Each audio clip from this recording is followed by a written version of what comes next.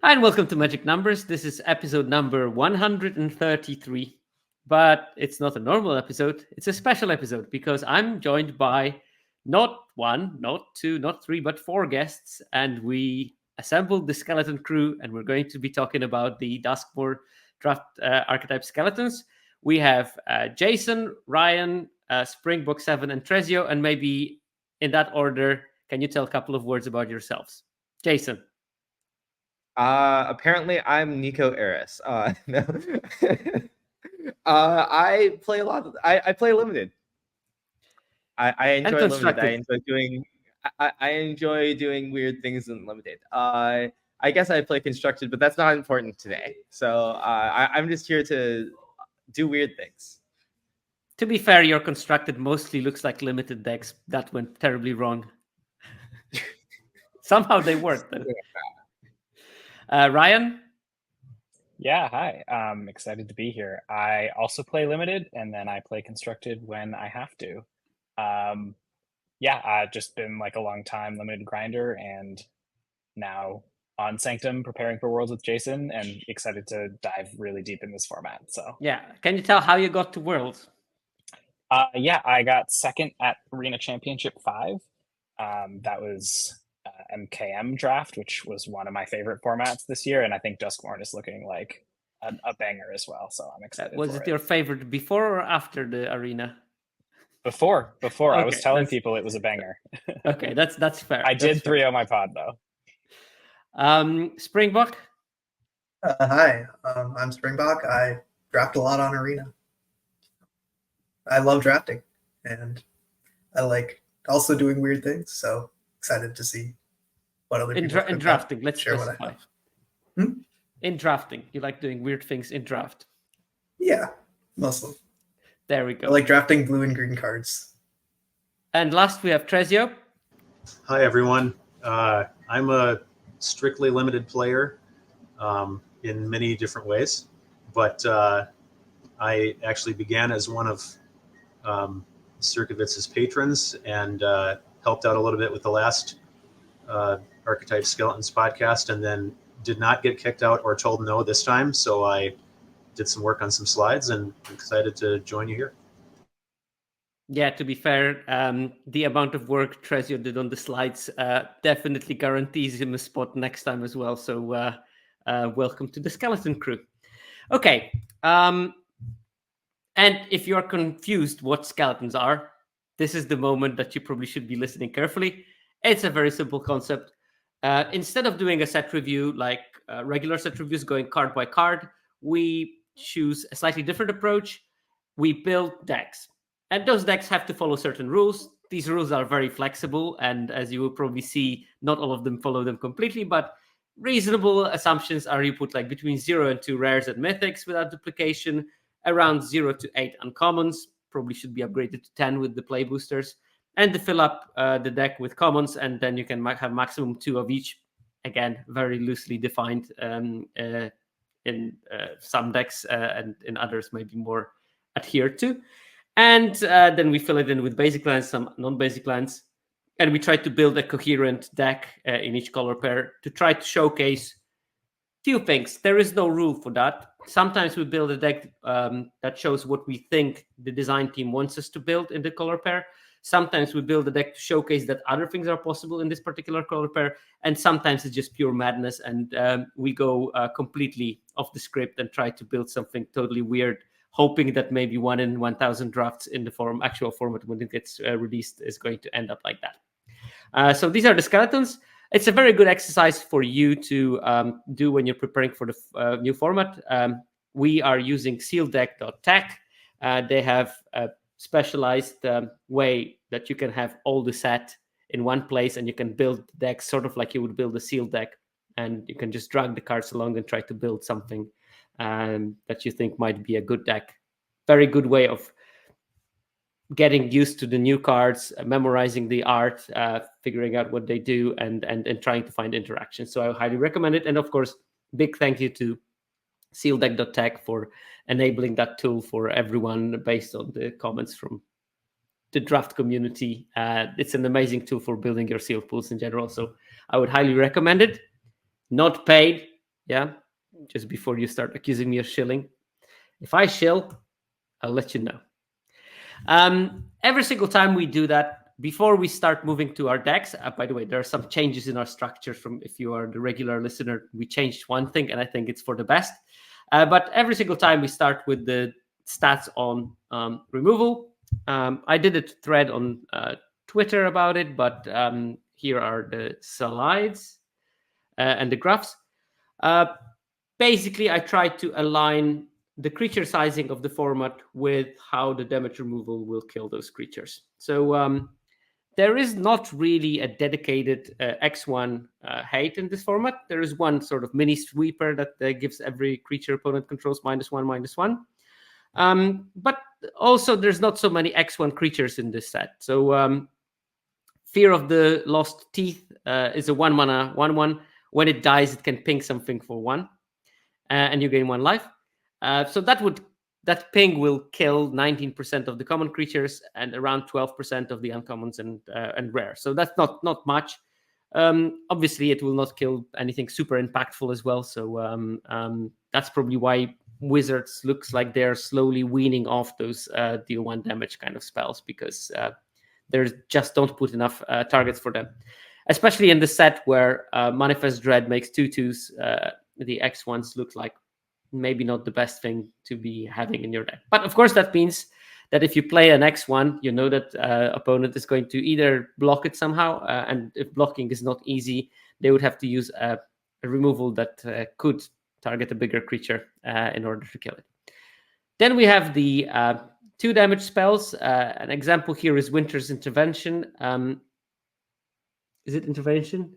Yeah, it is Intervention. I really need better glasses, I think. 2 mana instant, and it deals 2 damage to target creature, and you gain 2 life. So it's sort of like Saver, but you don't have to pay the 2 mana to gain 3 life. You gain 2 life automatically. But on the downside, it doesn't give -X, -2/-2. It deals 2 damage, which means that it's worse as a combat trick, because it doesn't make opposing creatures smaller, where you can trade favorably. It only deals 2 damage. So some pluses, some minuses between this and Saver. Looks generally weaker than Saver was, but on the other hand, Saver was busted. It does kill like 50% of commons, 50% of uncommons, and 28% of the rare and mythic creatures. So it's a normal number for that kind of removal. Normally, it's between 45 and 55% of the creatures at common are somewhere in the 2 toughness range. Then we have Scorching Dragonfire that deals 3 damage to something for 2 mana. It's an instant, so with a slight upside of exiling the target. It sort of looks like take out the trash from the last set. It does kill 65% of the creatures at common. Take out the trash killed 80% of the creatures at common. So there is a big drop off in there, and we're going to see it in a second compared to the other sets. That's, I think, a big difference in this set. It's still a crucial piece of removal, because you want to, in some decks especially, you want to be able to deal with the early threats. 3 damage is enough to kill 2/3 of the creatures in the set at common. And actually 60% of the creatures at rare, 72% of the creatures at uncommon. So it does hit higher rarities probably better than Take Out the Trash did. Then we have Glassworks. That's a room. We're going to talk about rooms when we get to the slide about rooms, but needless to say, one of the options that you can cast it for is the 3 mana enchantment, and when it enters the battlefield, it deals 4 damage to any target, to a creature. Is it creature or planeswalker? Damn it. Well, at least definitely it targets a creature, and maybe even Kaito, I don't know. It does kill 85% of the creatures at common. That's slightly less than in the last set as well. So the creature sizings are slightly bigger in here. That's mainly because there is a cycle of 5 land cyclers. They are large creatures, and they shift the balance of the creature sizing towards the bigger side of it. It does kill around 90% of the uncommon creatures and 77% of the rare ones. There is also spells that can deal 5 or 6 damage, and they usually kill around 95-99% of the creatures respectively. And it's no different here. Around 95% of the creatures will die to a deal 5, and around 98 will die to the deal 6.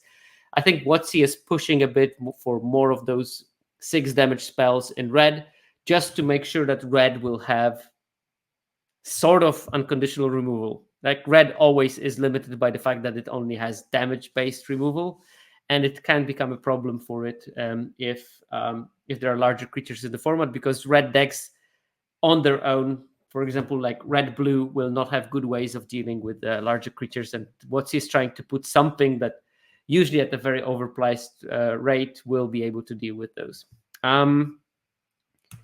What else is there? We have a couple of conditional removal spells. There is Exercise.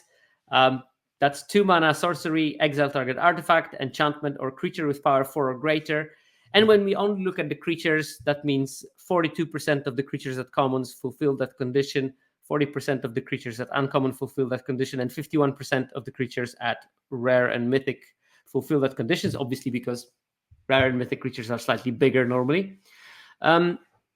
But it also has other functionalities that this data does not encompass. I mean, being able to kill a non-creature enchantment and a non-creature artifact is something that is also useful. I think that this card is going to be probably a one-off playable in most of the decks. Keep in mind, we didn't talk about it, but some creatures in this set are enchantments, and some creatures in this set, quite a lot of them, are artifacts. So that's why Exercise is better than in the regular set, because again, artifact and enchantment can mean a creature that has a power of less than 4. What else do we have? We have Insidious Fungus, and that's very much like Exercise. It's a 1 mana 1/2, and you can pay 2 mana and sacrifice it to choose one, destroy artifact, destroy an enchantment, or you can just draw a card and then put a land card from your hand onto the battlefield tapped. So it can work as a sort of like what's the name? Growth spiral-ish kind of thing. You draw a card, you put an extra land. But also can work as a late in the game, you just draw it, you can instantly sacrifice it, kill a big enchantment creature, and move on with your life. It doesn't kill creatures with power 4 or greater. That's why the numbers are smaller. It kills like 23% of the commons, 31% of the uncommon creatures, and 37% of the rares and mythics. So you can see just what big fraction of the creature subset are creatures with power 4 or greater that are not enchantments or artifacts. That's around 20% at common, for example, because you can deduct those two numbers from each other. There are a couple of sweepers. Weirdly, they are localized in red, which makes me think that red is actually going to be potentially a decent control card. So we have Waltz of Rage, 5 mana sorcery. Target creature you control deals damage equal to its power to each other creature. Until end of turn, whenever a creature you control dies, exile the top card of your library. You may play that until the end of your next turn. So sweeper that leaves one creature that you have on board, hopefully. And on top of that, if you had other creatures that will die from it, you impulse draw that many cards. So it has some upsides. Looks pretty good as an assertive control deck kind of card, where you have to play both creatures and you want sweeper at the same time. So a weird combination. It's going to be interesting how that card works out. There's Pyroclasm at uncommon. That's just 2 mana, deal 2 to every creature. That is a very important tool for control decks, because for cheap it allows to completely nullify what was happening in the first 2-3 turns most of the time. Roller Crusher Ride is sort of a sweeper. I included it in there. It's 2 red and X, legendary enchantment. It has Delirium, and that means there are 4 different card types in your graveyard. If you have Delirium, it says if a source you control would deal non-combat damage to a permanent or player, while there are 4 or more card types among cards in your graveyard, it deals double that damage instead.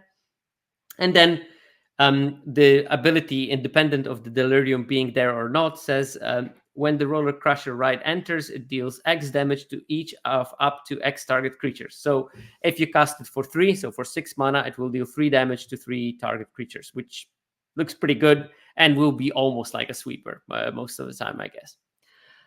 Then we have Split Up, which is a very weird white Wrath variety. It costs only 3 mana with 2 white pips. You choose one. You either destroy all tapped creatures or you destroy all untapped creatures.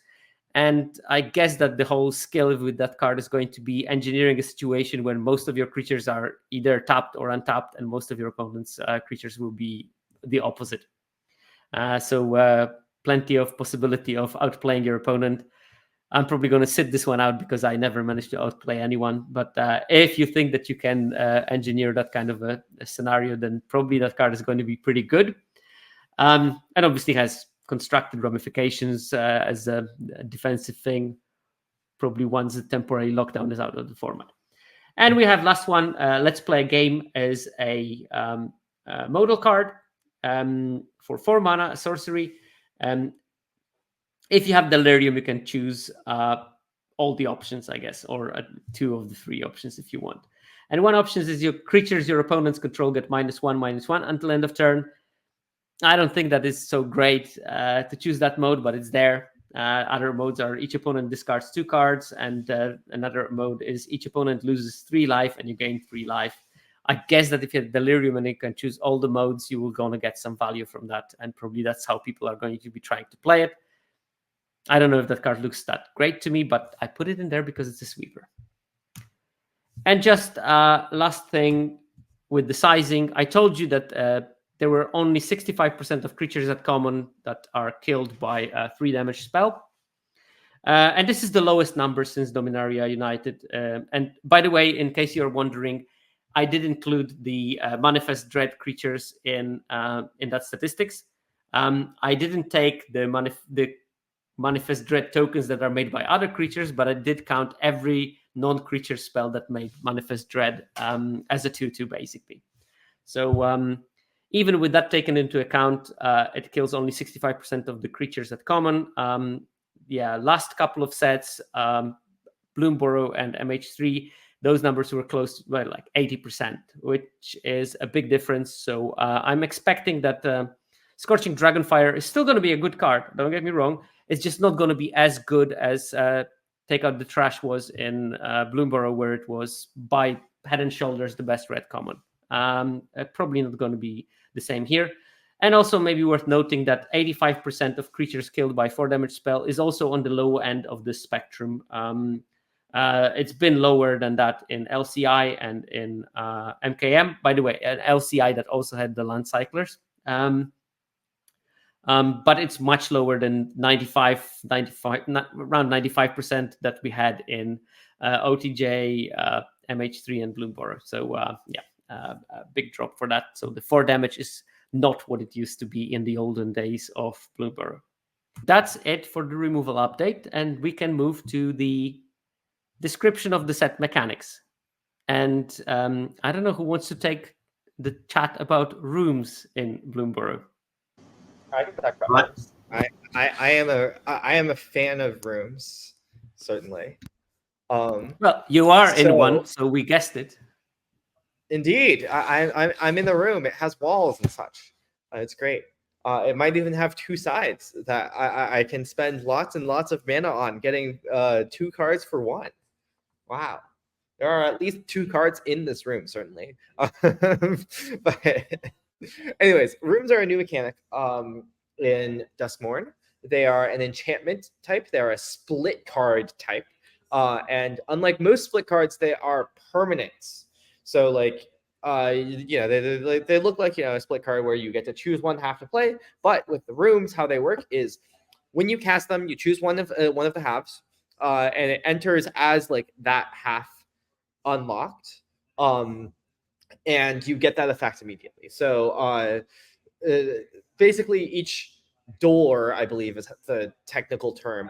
Each room has 2 doors, and each door either like gets an effect when it's unlocked or like has a continuous effect while it's unlocked. For example, Smoky Lounge, Misty Salon. If the red side is unlocked, it'll have that text. And then when you unlock the blue side like has the when you unlock this door, make a flying spirit thing. So this is kind of like Adventures, I think, is the closest like mechanical comparison, because you're getting 2 spells for 1 card, right? Like Adventure, you get to do the spell first and then get the creature. Here you have 2 halves of the room. You get to choose which half to get first, and then you always also have access to the other half while it's on the battlefield, because as a special action, you can unlock a locked door while it's on the battlefield by paying the mana cost of that door. Some random rules tidbits: if you like blink a door, if you blink a room or copy a room somehow while it's on the battlefield, it enters with both doors unlocked, so you can't like cheat that. The mana value of a room on the battlefield is equal to the sum with both unlocked with both values. doors locked. Yep. Yeah. With both doors locked is when if you blink it. Yeah. So it's like really hard to like cheat on anything in rooms. There are a few cards in the set that tell you like just to lock or unlock a door of a room, and that can help you cheat on mana value. Like there's the Keys to the House, which is a 1 mana artifact that has 3 tap, sack, unlock a door. So if you have like the white room in this picture, you can save 3 mana theoretically with that. But yeah, so fundamentally what these rooms are is like they represent a lot of value. Like adventures, you're getting a very inherent 2-for-1, but I think overall the rooms are less efficient than adventures were, because like they are slightly more powerful 2-for-1s. Like with adventures, if you cast the creature side first, you lose access to the adventure side forever, right? Like, and sometimes you're incentivized to cast your like Bone Crusher Giant as a 4/3 because you need the board impact or something. That's probably a bad example, because Bone Crusher Giant is like so efficient. But like with rooms, no matter which side you cast first, you always get the other half, access to the other half as well, and so they're like all more inefficient. Like the Misty Salon, for example, unless you have a lot of rooms, it might be a pretty slow 1/1, and like the Smoky Lounge is going to be like like this is the kind that the red blue room specifically is one that's like only good in a deck with a lot of rooms, right? That said, they're still very powerful. Like Moldering Gym Weight Room, like it's basically the same card as Beanstalk Giant, right? Which was an uncommon in Eldraine. Like 1 half you get 3 mana for a land, and the other half is like a lot of mana for like a big creature, right? And like it's slightly smaller than Beanstalk Giant, but it's also cheaper than Beanstalk Giant to get the creature. So yeah. The other important thing to note is that these really work really well with Eerie synergies. So Eerie says like whenever an enchantment enters or when you fully unlock a room. So specifically what that means is that each room will trigger twice by default, right? Because once when you play it, it'll trigger Eerie because it's an enchantment entering. And once when you unlock the second door, it'll trigger again because it's fully unlocking a room. And this actually has some pretty interesting implications for Eerie, because each like normally when you have something like Eerie, which is caring about some kind of type of card, right? Like like think Magecraft in Strixhaven, right? Like whenever you cast an instant or sorcery, do a thing, then you really care about like the number of instants and sorceries in your deck. And specifically with Eerie, like the same thing kind of applies between rooms and Lesson Learn, where like learn spells in Strixhaven really helped with like the Magecraft stuff because they represented 2 spells with 1 card, right? Like you cast your learn spell, then you cast your lesson. Similarly with Eerie, every room is 2 enchantment and 2 Eerie triggers in 1 card, right? So that's a very interesting thing to note. On a more serious note, I just read the names of those rooms, and they all could be some kind of a euphemism for a bathroom when you think about it. I mean, I like the porcelain gallery the most. Shall we move to the next mechanic on that bombshell? And it's Eerie. There we go. Maybe Tresio can go with that because it's your slide, if I'm not mistaken. Sure. So there are 15 cards in the set that feature the Eerie mechanic, which Jason just described for us. Notably, Eerie touches all colors except green. Don't worry, there's plenty going on in green. We'll talk a lot more about it later. But plenty of cards that common and uncommon that feature Eerie, and Eerie is going to be one of those mechanics that you don't even need to fully build around to get the effect. I mean, there's a lot of enchantments around. Notice one of our notes here, there are 31 enchantment creatures in Duskmourn. That's a lot. And they're going to be, those enchantment creatures are going to be in demand because they're responsible for a lot of things. They're triggering Eerie. They're very efficient ways of reaching Delirium, which we're going to talk about shortly, a returning mechanic. And the other important thing is when you read the Eerie cards, they're not once per turn things. So you have, for example, you have some Eerie triggers that are like, the creature gets lifelink until end of turn. Well, we don't really care about that stacking. But a lot of the other effects, as you can see on some of the cards here, your opponent's losing life more than one time. Your creature is getting +1/+1 till end of turn more than one time, or +2/+0 until end of turn more than one time. So the fact that they're stackable, you're not necessarily going to be triggering it 7 times a turn, but triggering it twice is going to matter. And then you also have the first appearance, I think, of a blue enchantress, right? Isn't this the first time we've seen a blue enchantress? So that's a new feature, and there are potentially some constructed players too that are going to care about. I think Commander mainly, probably. Okay, there are probably some Commander players that are super excited, and the other half is hating it because it might breach the color pie. Although Enchantress seems like the most blue thing ever. Right.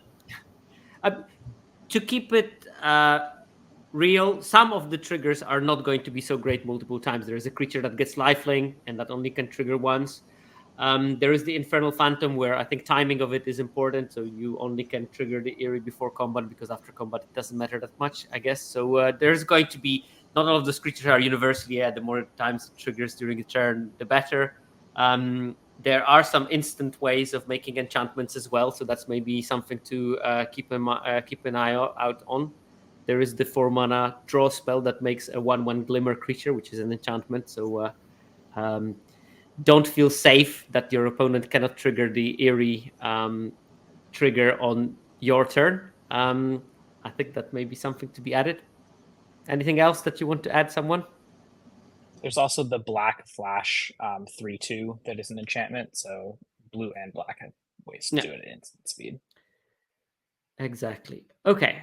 Let's move to Manifest Dread. I think that the most interesting mechanic of the set, as you can see by the essay that we wrote on the slide. Who wants to take Manifest Dread? Brian? I can do Manifest. Yeah. So this is was a very quick volunteer. Yeah, that's the fastest that anyone has volunteered. I'm excited to talk about this one. So this is probably the most ubiquitous mechanic, kind of seeded throughout the set. It touches all colors, so there's 24 cards, which is a lot of cards in a limited format. Mostly it's in blue-green. That's kind of the synergy space that they're trying to focus it on. But you'll find these cards in every color. So there's 9 commons, 11 uncommons, 2 rares, and 2 mythics. So when you manifest Dread, a card will tell you to do this, and you look at the top 2 cards of your library, you put one of them on the battlefield as a face-down creature, and then the other goes to your graveyard. And so there's a little bit of like an interesting kind of bluffing game there. You're revealing one of the cards, so that gives your opponent a little bit of information about what you might have put face down, but it's not perfect information. And yeah, it's not notably the same as I believe it was Cloak in MKM, where the creature has Ward 2. These do not have any kind of protection. You can target them. Winter's Intervention is going to cost 2 and kill every Manifest Dread pretty easily. But it's a lot more likely than traditional Manifest, which I think came back in like Fate Reforged or something, if people remember that. It's a lot more likely to be a creature because you have some selection on it. There's also graveyard upside with this. So it's basically like milling. If you hit a type that you want for Delirium, you can put that into your graveyard. There's a lot of different synergy here. We have the red-white deck that is power 2 or less matters. So all of your Manifest Dreads will count for that. We see here the Unsettling Twins that makes 2 creatures that count for that mechanic. And then if people are familiar with more for Manifest or Disguise or Cloak or whatever, you know that turning creatures face up doesn't use the stack in the traditional sense. It's a special action. So you just pay the mana whenever you have it available and have priority, and the creature will be face up immediately. So yeah, there's a lot of interesting bluffing with this mechanic. I think it's just a really, really good mechanic, face down creatures. I think it's exciting whenever we see it. Anything anyone else wants to add? No, I think that one thing that is worth remembering, your creatures with actual ETBs are pretty useless for the Manifest Dread, because obviously if you flip them, they don't enter the battlefield, they just flip, which means you won't get your ETB triggers. That's something that always gets me. I always forget about this fact. And you remember it 3 times in a game, and the 4th time, damn it, I'm not getting a trigger out of that. So there is a downside to the upside. But generally, I made a stupid remark on Twitter that Manifest Dread should be called 75% Delirium, and I think that this is pretty true. Those things will be very good at enabling Delirium. Also, it means that some decks are going to be flying pretty close to the sun. If you have like 7 Manifest Dread things in your deck, you mill 14 cards basically. So you will have to watch your library size and think about it during the playing of the game, I guess.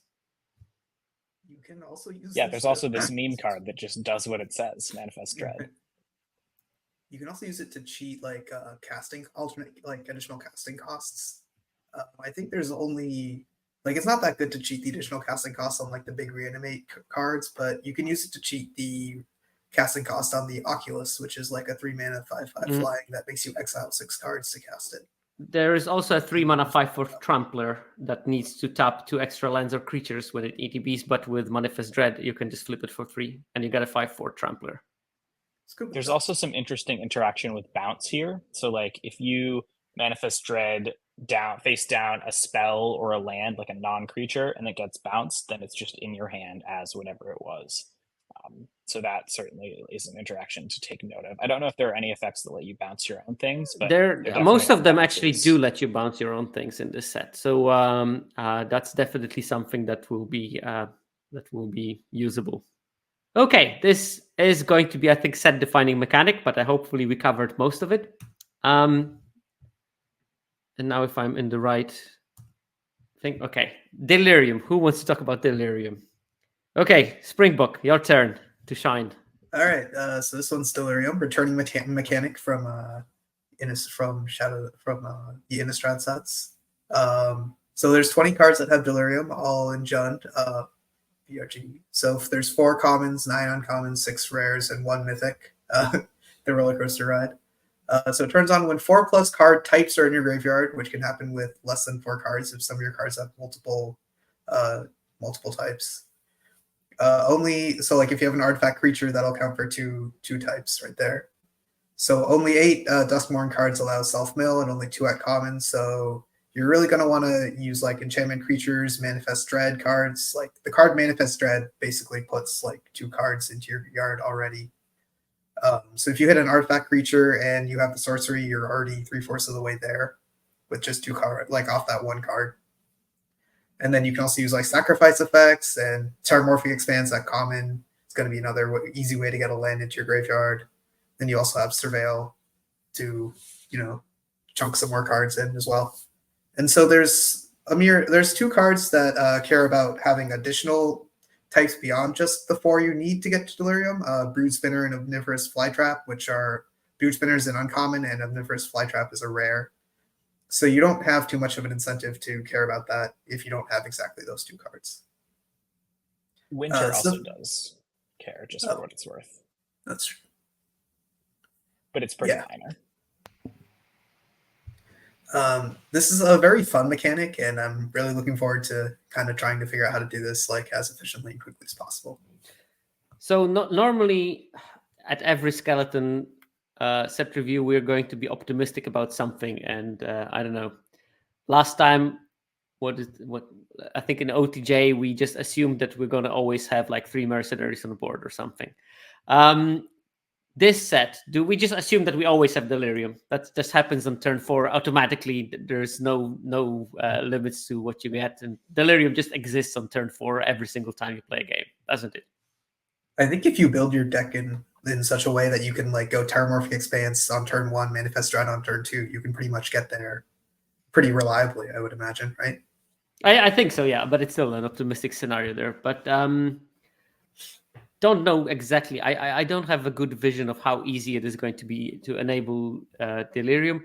Also, I don't have like a good feel for this format about how important it is going to be enable Delirium, because yeah, I mean, obviously you get an upside, but is that such a huge upside from it, or are those cards usually quite good on rate already?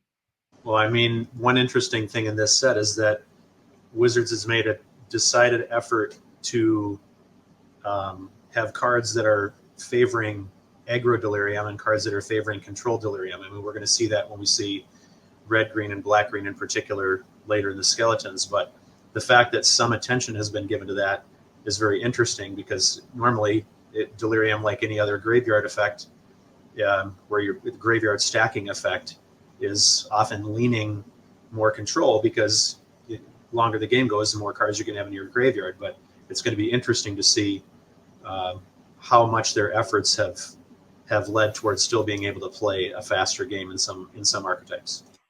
Yeah, definitely the Delirium in aggro is going to be a big test of the design team, because that looks like a very hard thing to pull off, honestly. So interesting to see.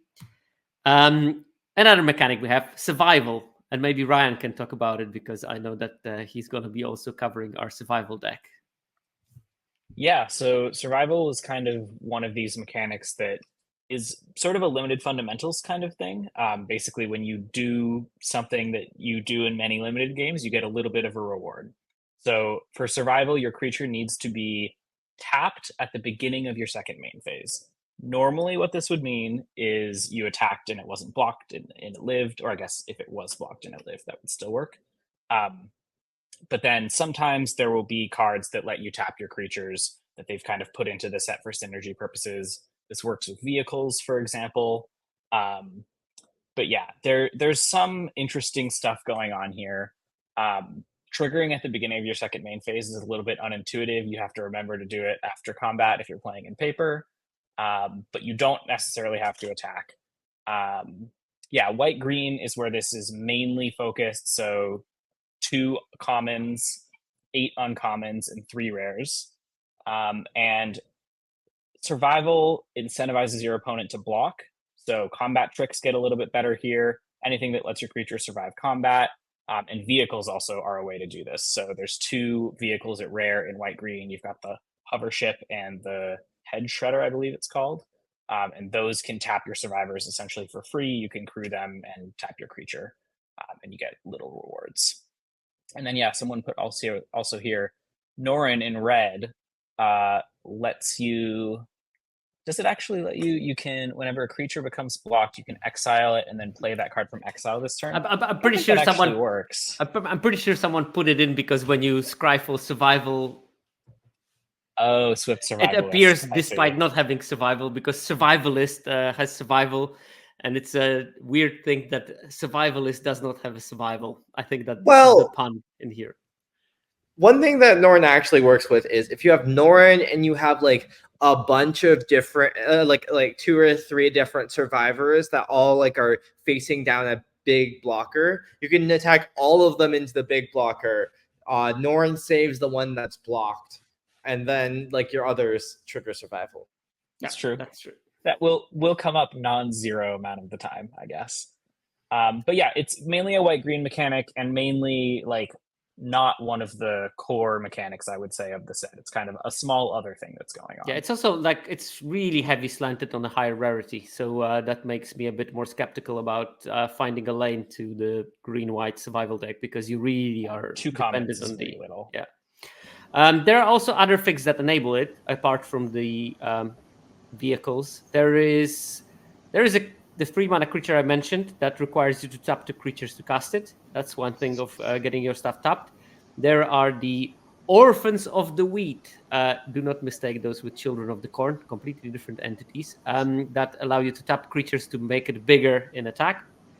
And there is a bite spell that requires you tapping 1 or 2 creatures to deal damage with it. So there is like here and there peppered amounts of those things that enable it. And I think that there's sort of also 2 categories of those survival cards.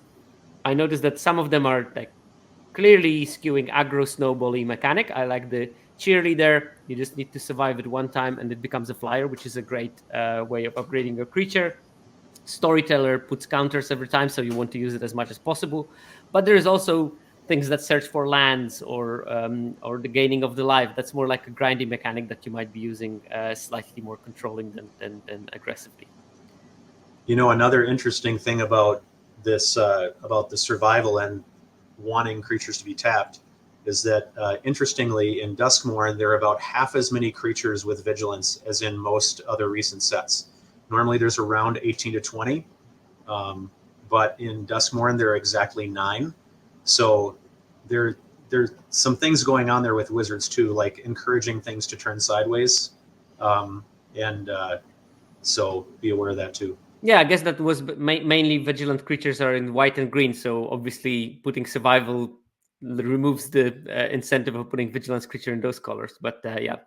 Also, someone in chat mentioned one thing that is maybe worth noting. If you're playing against survival deck, there is a bunch of cards that tap something and put a stun counter on it. Well, those are not so great on survival creatures, because you tap their creature and put a stun counter on it. It will be tapped at the second main phase, the next turn that they are having.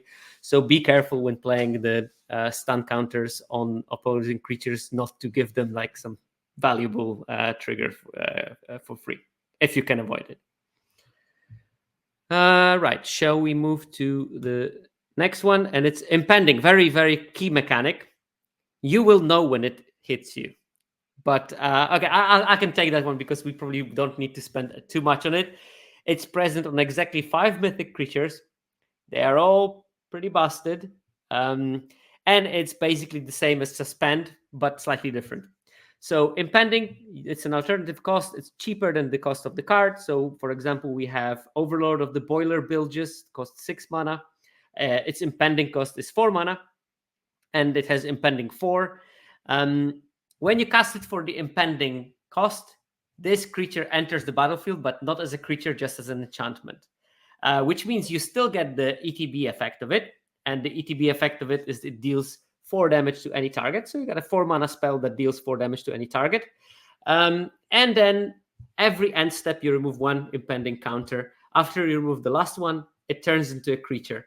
And then it becomes a Titan. So whenever it attacks, it will also do its ETB trigger. So it will deal 4 damage to any target. All of them look pretty broken. And yeah, you'll be probably happy to open them or have them in your draft. And if you see them on the opposing side, you probably will be hoping for that disenchant effect and pretty quickly, because the time is ticking. And lots of them will be just cast for their mana cost, because I think that, 5 mana for a 5/3 flyer in case of the blue one is not something that will stop people from casting it, but much better than waiting for 4 turns in most cases.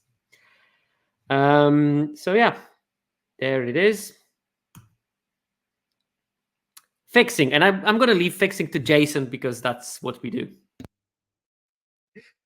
Yeah, so there's a bunch of land cyclers in the deck. They all look somewhat medium to me. Like, I don't know, 2 mana to land cycle is quite a lot, and like none of the bodies look quite as good as. Wait, are you disrespecting a strictly better Dreadmaw? Yes, I am disrespecting a strictly better Dreadmaw. Mostly none of the bodies look like as appealing as like an LCI. Like the 7 mana green one in LCI was somewhat appealing. Here, not as much, there's the Spine Seeker Centipede, which looks very, very good in green. That like finds basic, plus like a bunch of other things in green that find basics. There's a Mana Dork at uncommon. There's technically a room at uncommon that you see there, Greenhouse, but like that's not. Don't play that card for the mana fixing. It's very, very bad mana fixing. And there's finally a couple uncommon stuff. And of course, there's some lands I believe are on the next slide. overall, it looks like there's like a lot of mana fixing in the set. Like, half of packs will have a dual land, for example. So yeah, I don't know. I'm pretty excited. I think that maybe we can spend a moment on Terramorphic Expanse, because that looks like a pretty important card in this set. Because it does help with Delirium quite a lot. Yeah, and it does help with Delirium, but I'm not sure like exactly how much it helps with Delirium. Funnily enough, like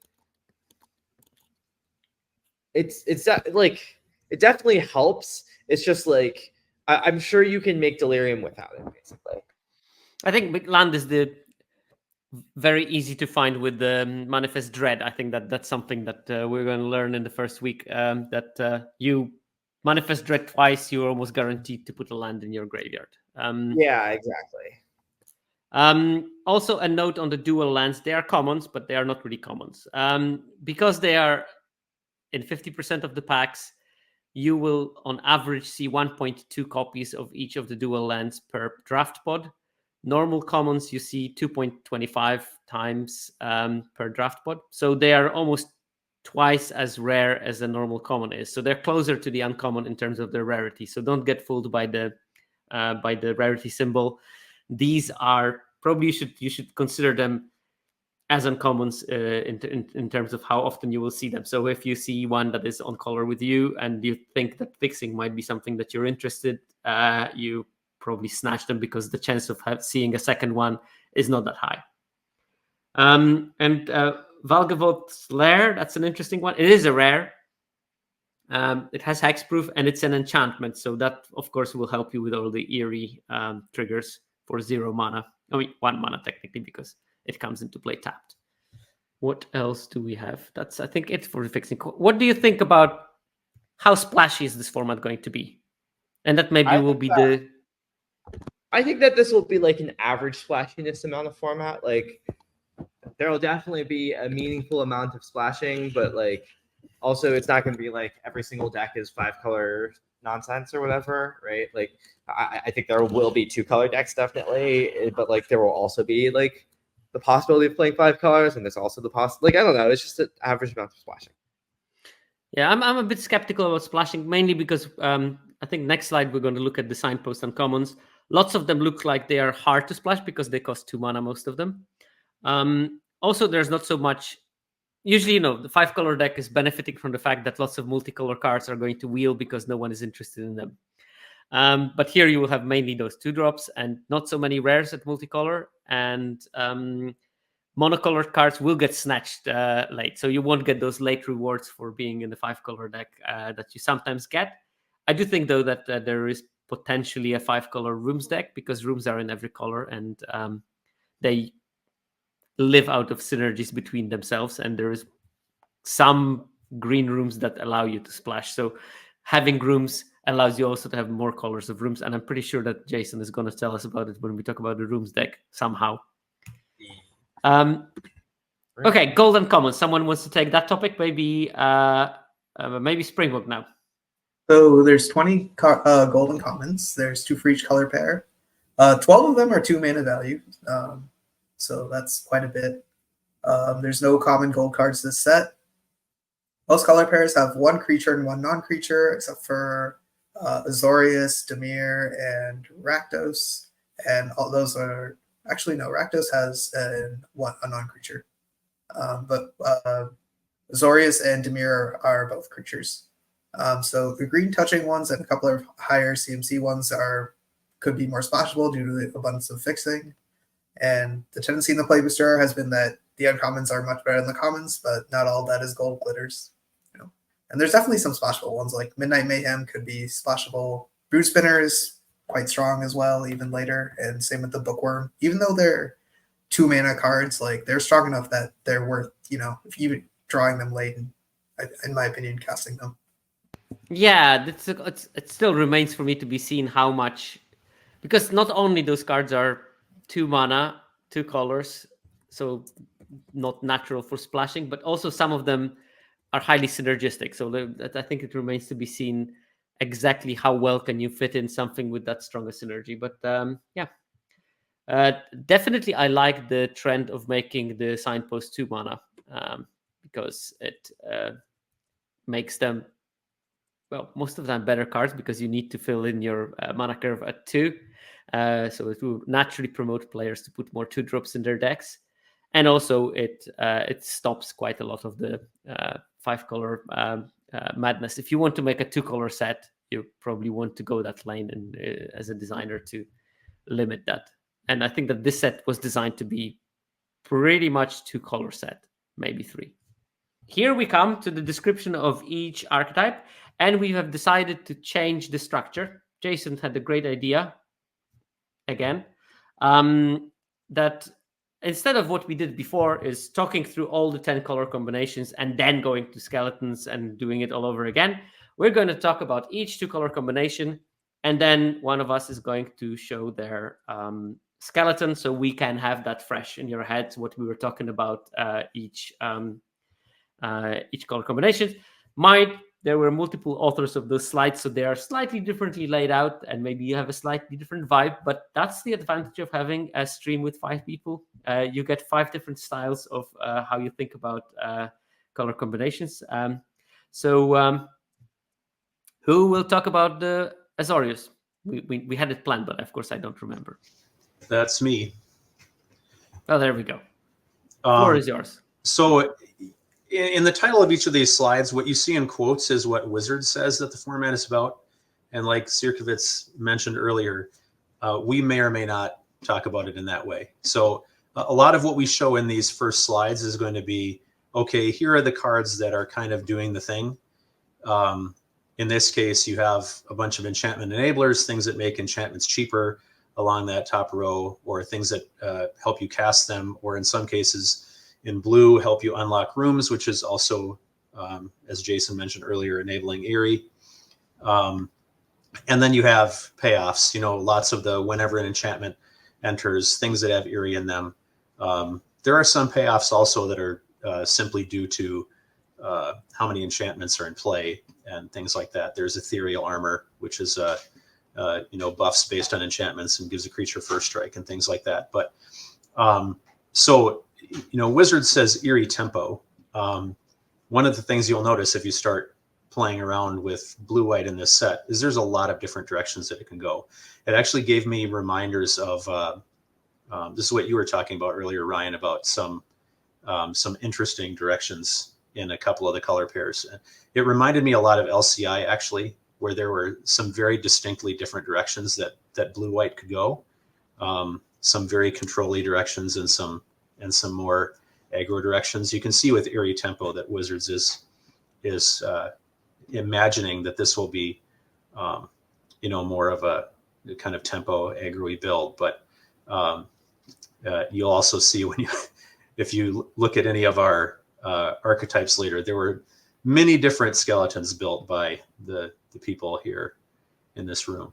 So there's some A/B things going on here, as you'll see in several of the archetypes, but this is very much centered around Eerie, which means it's very much centered around enchantments and how many enchantments or enchantment creatures you have in your deck. Right. So do we think that Eerie tempo is a good name?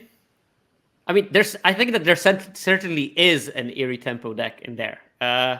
But there are also, I think, other options, as you said. So I think that the name is correct, but it's not necessarily 100% of the time correct. I think that it's not a one-trick pony in blue-white. Actually, I think I have blue-white as my top deck for now, after looking through all of them in terms of what I expect the win rates to look like. It might not be that in the first week because blue is always tricky to build, but it has all the hallmarks of blue being good because it has some inklings of being aggressive. And usually when blue was good in the recent draft set, it was when it could be aggressive because that's easier to play for all the groups of players. While if it's more controlling, only the top 17 lens users have good results with blue somehow. Any thoughts on that? The direction that you go, which has been true of a lot of these play booster sets, is largely what kind of a density of which uncommons are you getting? I mean, if you just look on this slide, for example, if you're getting multiple copies of some combination of Inquisitive Glimmer, Optimistic Scavenger, Gremlin Tamer, you're going to be able to play a pretty nice tempo game. The interesting thing is going to be things like, well, if you start going wide with Gremlin Tamer, then what do you do with it? Right? I mean, I have all these, Gremlin creature tokens. Great. Because the incentive to go wide in this set, at least on first glance, looks a lot less than it was, for example, in Bloomburrow. So there's a certain degree of you go wide and then what? So what kind of tempo build I think is going to be really important, like tempo builds that are putting, evasive creatures in the air or unblockable creatures and then putting counters on them seem to me to be more the way to go than putting a bunch of little tokens on the board and then wondering what to do with them. Yeah, I think that there's also the 1-drop, 2-drop, 3-drop, and then bounce kind of strategy, because there's plenty of bounce spells. There's the bottomless pool. There is the Man of War at uncommon, which looks really, really strong. There is the 4-mana traditional, put something on top of the library. So I think that this is also one of the decks that you just have very early drops, and then you follow up with tempo cards on turns 4, 5, and 6. Oh, there is the 5-mana Berg Strider, the 4/4 creature that taps something, puts a stun counter on it. There is another room that taps something and puts 2 stun counters on it. So I think that there is also going to be this type of aggro that puts smaller threats early and then follows up with blocking opponent out of the game. By the way, for those watching / listening, I will make those slides available via my Patreon to anyone. So you don't have to be a patron to watch the slides. So you can see all the builds. Okay. And then you can, of course, get the links to all the decks, and you can see other builds that we're not going to be talking about as well. Right. This is your build. And this is sealdeck.tech, so you can see how the interface looks like. Walk us through. I'm going to try to move the cards as you talk about them and highlight them.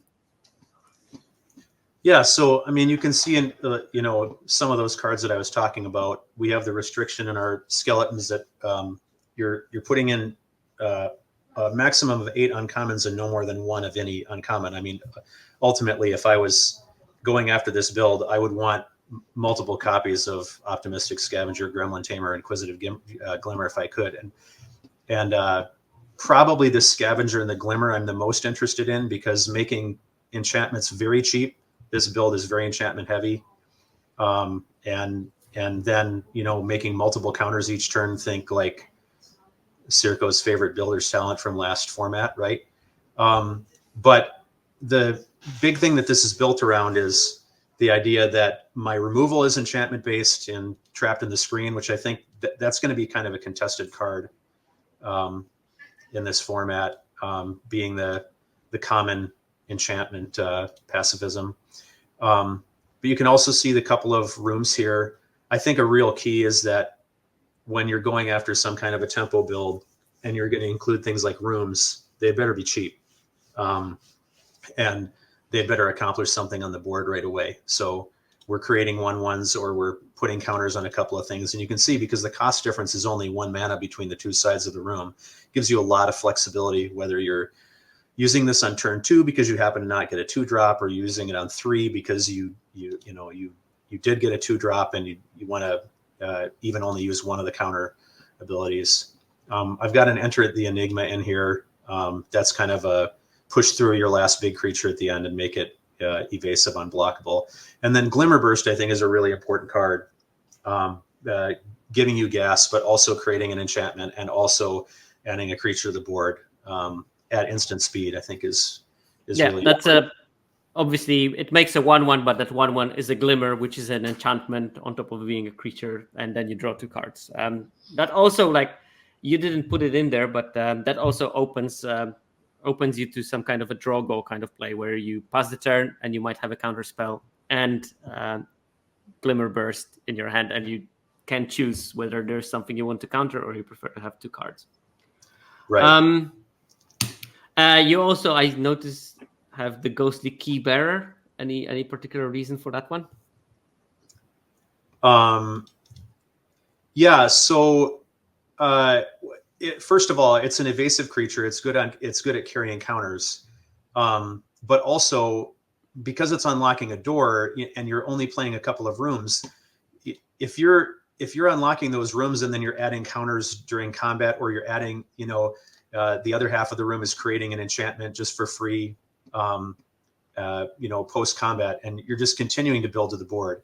I don't think it's a super critical card. I think there's a lot of things that could occupy that spot, but it's a decent evasive 4-drop that is threatening to snowball things. And Tunnel Surveyor, walk me through this one. That's a 3 mana 2/2 that makes a 1/1 glimmer. That is also an enchantment creature. Yeah, I mean it's a card with friends, right? We love these things, and it's creating 2 bodies at 3 mana, and one of those bodies is also an enchantment. So even though that creature itself is not an enchantment, the card is representing yet another enchantment at common. So yeah, and I think that there's going to be a big difference in the white-blue decks whether you can play turn 1 Optimistic Scavenger or not. As we mentioned, there is no X1 hate realistically in this set. So if this card starts growing, it can outgrow the removal relatively fast if you want to. And if you don't want to grow it, you can grow other things and still force the opponent to use a real removal spell on the Optimistic Scavenger, because every single time an enchantment enters the battlefield, you put a counter on something. And this, especially with the white room that you put in, which enters as an enchantment, makes a 1/1 glimmer, which is an enchantment on turn 2, then you can start attacking with the 3/3. And there are some completely insane curve outs with that card if you start with the Optimistic Scavenger. Fear of Surveillance, I get it. Creeping Peeper, can you walk me through that card where you put it? It's a 2 mana 2/1 and it taps for blue, but you can only spend it on enchantments or opening door. Or turning permanent face up, which is not particularly important in your build, but can be. I mean, the fact that a lot of times we see these cards that can add blue mana for some, some arbitrary utility things. A lot of times they're 1/1s or 1/2s, or they're not meaningful bodies. But the fact that this is a 2 mana 2/1, which means if it's unchecked, it can actually do some things attacking early on, and then later on, spend this mana only to cast an enchantment. Well, they're enchantment creatures, right? So the fact that it's going to aid you in casting some of your bigger things later, it's going to have value early in the game if you drop it as a 2-drop and the opponent doesn't have a blocker, and later on, it's going to help you cast some of your larger things. It's going to help you double spell a little bit faster. I mean, just imagine playing Peeper on 2, and then on turn 3, you're on turn 3, for example, you're able to play Trapped in the Screen plus your Scavenger or something like that. Those possibilities are going to be there. So again, that's to a certain extent, that's filling out the archetype skeleton with commons and occupying things at the 2 spot that I think may be potentially useful. Obviously, I would immediately replace those Peepers with additional copies of those 2 mana uncommons if I could. With your build, we decided that we're also going to allow Jason show its version of it, because that will be bonkers. So please put on your seatbelts. I'm pretty sure it's going to be weird really quickly. This is just it's just a small thing that I wanted it's a small to bring thing. back. Okay. Yeah. Don't worry about it. It won't be that. Right. It won't be that. Okay, so I don't know. So it's not much of a mill plan per se, but basically it didn't sort correctly. The important cards here are 2 copies of Fear of Isolation and 2 copies of Bottomless Pool, and also the Get Out, I guess. But Fear specifically, of Isolation, Bottomless Pool. That's not the other one, pool. not that one. It's the other one. Yeah. I'm dragging. Bottomless Pool. Basically, the most important part of it is the 1 mana unsummon.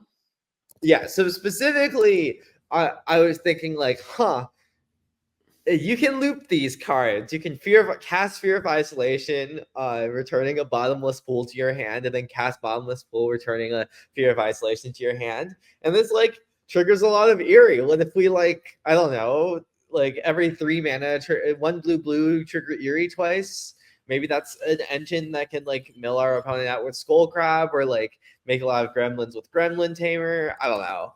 I don't know if this is good, but it definitely gives you a lot of Eerie triggers. I'm surprised you don't have the thing that makes enchantments 1 cheaper, because then your Fear of Isolation is basically limited by your number of blue pips that you can produce. Yeah, I figured I already have a lot of uncommons here. That one's not like as important as the rest, you know. Guidelines. So what else do you have here? So you can also do the same thing with like Scavenger. You can just load counters on one thing because you can trigger, I don't know, 3 times a turn. Yeah, the rest is not as interesting. Honestly, I'm surprised you didn't feel like splashing the white-black rare that the 3 Eerie triggers make you reanimate something. I'm disappointed. You restrained yourself. I mean, don't need to. But you can. What are we reanimating? Line cyclers, whatever. Okay. Oh, you have 3 of the surgical suite hospital. Oh, there's 2 different ones. I hate the 2 different ones. Room cards interface. And like surgical suite seems nice with like getting back your important stuff. Like if this is an engine deck, you know. Doesn't surgical suite also like kind of go infinite with the Fear of Isolations, because like you can just bounce that? No, because surgical suite so Fear of Isolation says additional cost of cast. Oh, okay, I see. Okay, so you need multiple things to make it to. Okay. So can you tell me what you think about the Unable to Scream card? Oh, I think that card's really, really good. Okay. So it's better than legitimate business person. Yeah. 0/2 is so much better than 1/1. Also, like, it triggers Eerie in the set. I don't know. Yeah. We finally have actual blue Swords to Plowshares, I think.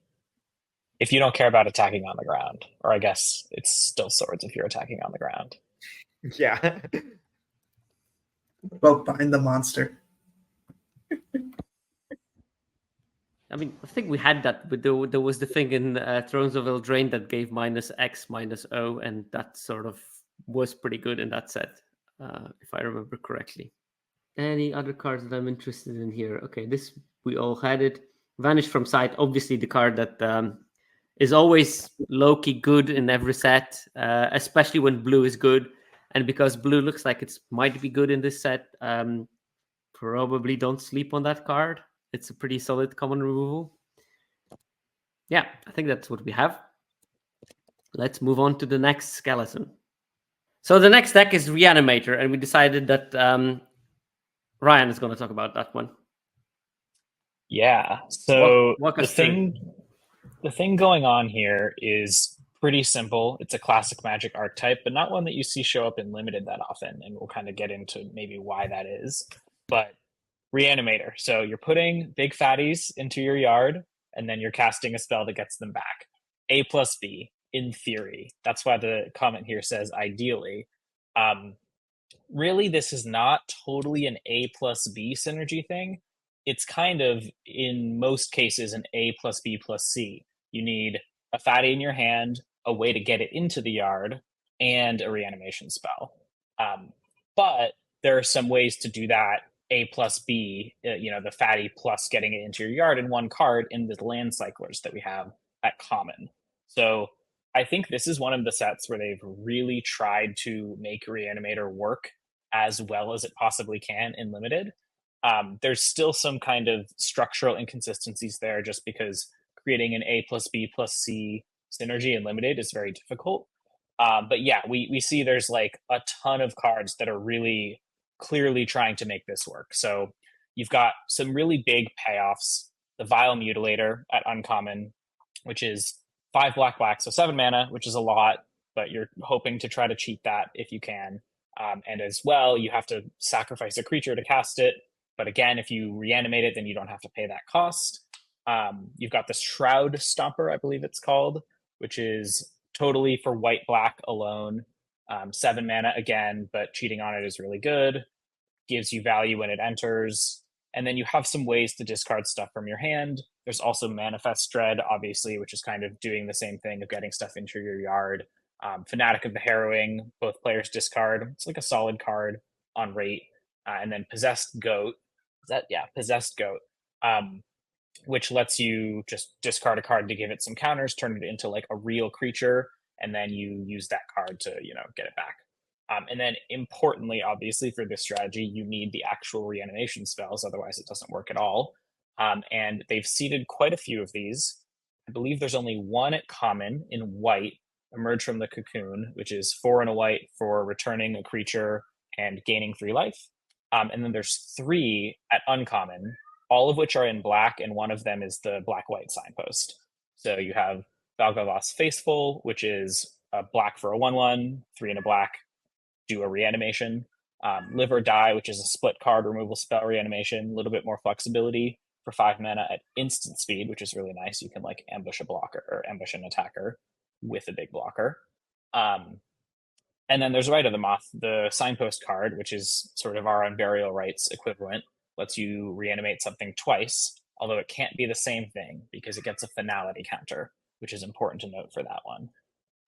So yeah, it's like a pretty clearly sort of seeded archetype, almost more like a cube archetype than you normally see in Limited. But I think there's a lot of nuances to how you want to try to build this to maximize consistency. So I'm excited to kind of talk about that with my version of it. Yeah, there was a comment in the chat from IZMFG. Do you like the 3 mana 4/3 double striker as something you can play on curve but also reanimate later in the game? And I do, definitely. I put it in my version. Yeah, that one is for sure a really good one. I don't think it's in my version, but it totally could be. I think maybe just an oversight. When you cast that really creature, yeah, when you cast that creature, it gets 2 -1/-1 counters. But if you reanimate it, you don't get the cast trigger, so it becomes much better. And I think the important part of it is that they put some mechanics to let you recoup some tempo that you lose on preparing for the reanimation, because Emerge from the Cocoon gains you that 3 life. Vile Mutilator makes, in some cases, will make opponents sacrifice 2 creatures, because they first need to sacrifice an enchantment, and then they need to sacrifice a non-token creature when it ETBs, so that's going to recoup a lot of value. And Shroud Stomper gains you 2 life, basically drains for 2, and you draw a card when it enters and when it attacks every single time you will have had that happen. So there's plenty of value that you can recoup through the natural mechanics they built in. And I know that in the past, some of the reanimator strategies were suffering from the fact that, okay, I reanimated my thing. They play a removal spell, I'm dead. And hopefully those will stop you from being automatically dead when they kill the thing that you reanimated, and will maybe lessen the fragility of that type of strategy, I think. So shall we move to your build? Yeah, let's do it. There's also the Ward discard a card on the Land Cycler, which is trying to solve that same problem as well. Exactly. It forces the opponent to pay attacks to use that removal. Someone had a comment? Yeah, there's also like a 4 white 5/5 flying that like exiles something when you reanimate it. But when you cast it, you have to exile like one of your creatures. That's also a good thing to reanimate. It's not on the slide. Definitely, yeah. Yeah, that's a weird card, because if you cast it, you have to exile your creature and then you exile something of theirs. Yep. If you reanimate it, you don't exile your creature and you exile only theirs. And if you flip it face up as the Manifest Dread creature, you don't exile anything. You just get a 5/5 flyer. So 3 different modes on the same creature in the same set. Love complexity of Magic, don't you? The Vile Mutilator also works like that too, which is the second thing. And with all that nonsense going on, that card is... Here we are. Talk us through. You have 17 lands. Congratulations. You splashed blue there. I'm splashing blue here. There's a lot of stuff going. So there's like 2 ways to approach this reanimator deck, and the main thing to focus on is like, what threats are you trying to reanimate? You can do the A+B+C thing, where you have those like uncommon, really big payoffs with Shroud Stomper and Vile Mutilator, and then the Fear of Abduction, I believe it's called as well. those don't put themselves into the graveyard on their own, but they're really, really good to reanimate early in the game, like potentially game breaking. And then there's these common land cyclers that are quite strong to put into play on turn 4 or turn 5, but they're not going to win you the game on their own necessarily. They're just like a really efficient play at that point. But they put themselves into the yard, so it's like a lot more consistent to be able to do those. I think to build Reanimator with enough consistency in this format, you're really going to want a lot of those land cyclers, both to give you sort of a guaranteed way to have at least some creature in the yard that is worth getting back almost every game, and to just make sure you hit your land drops to play those bigger payoffs and make sure you get to them over the course of a long game. It also allows you to sort of opportunistically splash. So what I'm doing here, I've picked up a Nashi, which is this pretty sweet legend rare that when it hits, mills you, and then returns, I believe, a creature or an enchantment. And if it doesn't, it gets counters and has menace, so it's easy to get in. That card is a lot better to play on turn 2. You're not always going to be able to do it. It's a little bit of a weird card to splash, but it's kind of broken in this deck if you do get to cast it on turn 2, and then it will be relevant later. But I'm able to splash it with some amount of consistency, partially because I have this blue land cycler as well as a couple lands. But you could imagine instead of the 2 white land cyclers I have like 3 blue land cyclers, right? And that gives me access to splashing Nashi. I could splash kind of any other sort of blue card that is decent early and decent late. Mostly though, this is kind of a black-white deck. I think the biggest thing is, like, you see the curve is really split here. So we have a ton of 2-drops that are really trying to make sure we don't fall too far behind on board. And then we've got our like big fatties, land cyclers. And then in the middle, there isn't a ton. You've got the haunted screen that is ramping you to the big fatties. You've got your reanimation spells, of course. And those kind of take up your non-creature slots. So you don't have a ton of removal. The removal you do have needs to be pretty high impact. So we've got like 1 trapped in the screen, which is pretty non-conditional. Same with Seized from Slumber. But other than that, we're kind of focused on like early defensive speed and then consistency in making sure we can put out these big threats every game. And of course, yeah, this means that you're not playing any of the goats. You only play 1 fanatic of the harrowing because you don't need them, because you are going to be counting on cycling as the way of getting you there. And obviously, with the cycling, you're also much more likely to hit the 5th land, which is something that in best of 1 is actually non-trivial. It will not happen every single time on turn 5 that you're going to get the 5th land. But if you have 17 lands plus 4 land cyclers, the chances of getting to 5 lands and getting the Emerge from Cocoon on turn 5 is much higher. Yeah, this deck is sort of pseudo playing like 21 lands, 17 plus the 4 land cyclers. And one of the big upsides of the reanimation spells, obviously they're good when you can sort of get something out ahead of curve, but they're also just extra copies of your best cards later in the game. And so this deck is sort of playing 21 lands, and let me count them, like 6, 7, 8. I'm going to count Rite of the Moth as 2, 9, 10, and then 11 with Valgavoth's Faithful. So it's like 21 lands and 11 big endgame threats. And so you can kind of build the deck where you have a lot of both of those. And so if you get to this late game, as long as you can get there with some consistency, your opponent can't really keep up with like putting out threats, recurring your threats, just playing bigger creatures than they can. And that's why you don't necessarily need so much removal. You're kind of leaning on like your creatures being better than theirs. Yeah, because you basically have the tempo negative play where they have more creatures, but yours is a 5/7. So what are they going to do?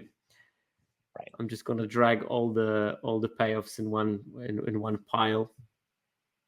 And then the part, like, I'm not saying really, or I think I mentioned it quickly, but it's a really important part of this deck, is like you have this late game plan and you're trying to engineer a lot of consistency with making sure you can get your creatures in the yard and stuff. But you also really need to make sure that you don't die early. So this deck has a ton of 2-drops, even though it has the land cyclers that it's also planning to cycle on like turn 2 or 3. But you just want to make sure that you're going to be casting creatures that can block early on as well. Yeah, and it's like innocuous rats, for example. They will chump once, make a 2/2, maybe mill your reanimation target into the graveyard, and then chump again. And you don't care about that much because you're hoping that your turn 5 play will nullify anything that happened before. So they might as well swing into it. And then you can save your removal for something that you really, really need to take care of. That won't be nullified by your reanimation target. You've been dragging these into 2 piles. Pretty much every card in this deck is playing like 1 of 2 roles. And then there's a couple, like, you need some unconditional removal spells. We're splashing like a pseudo bomb. Yeah. That's what I did.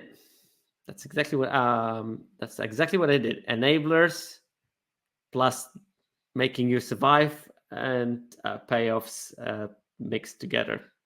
And then you have basically removal and 1 of Haunted Screen and Nashi that I don't know which pile I should drag in, but probably it's there, I guess. Enabler plus lets you survive.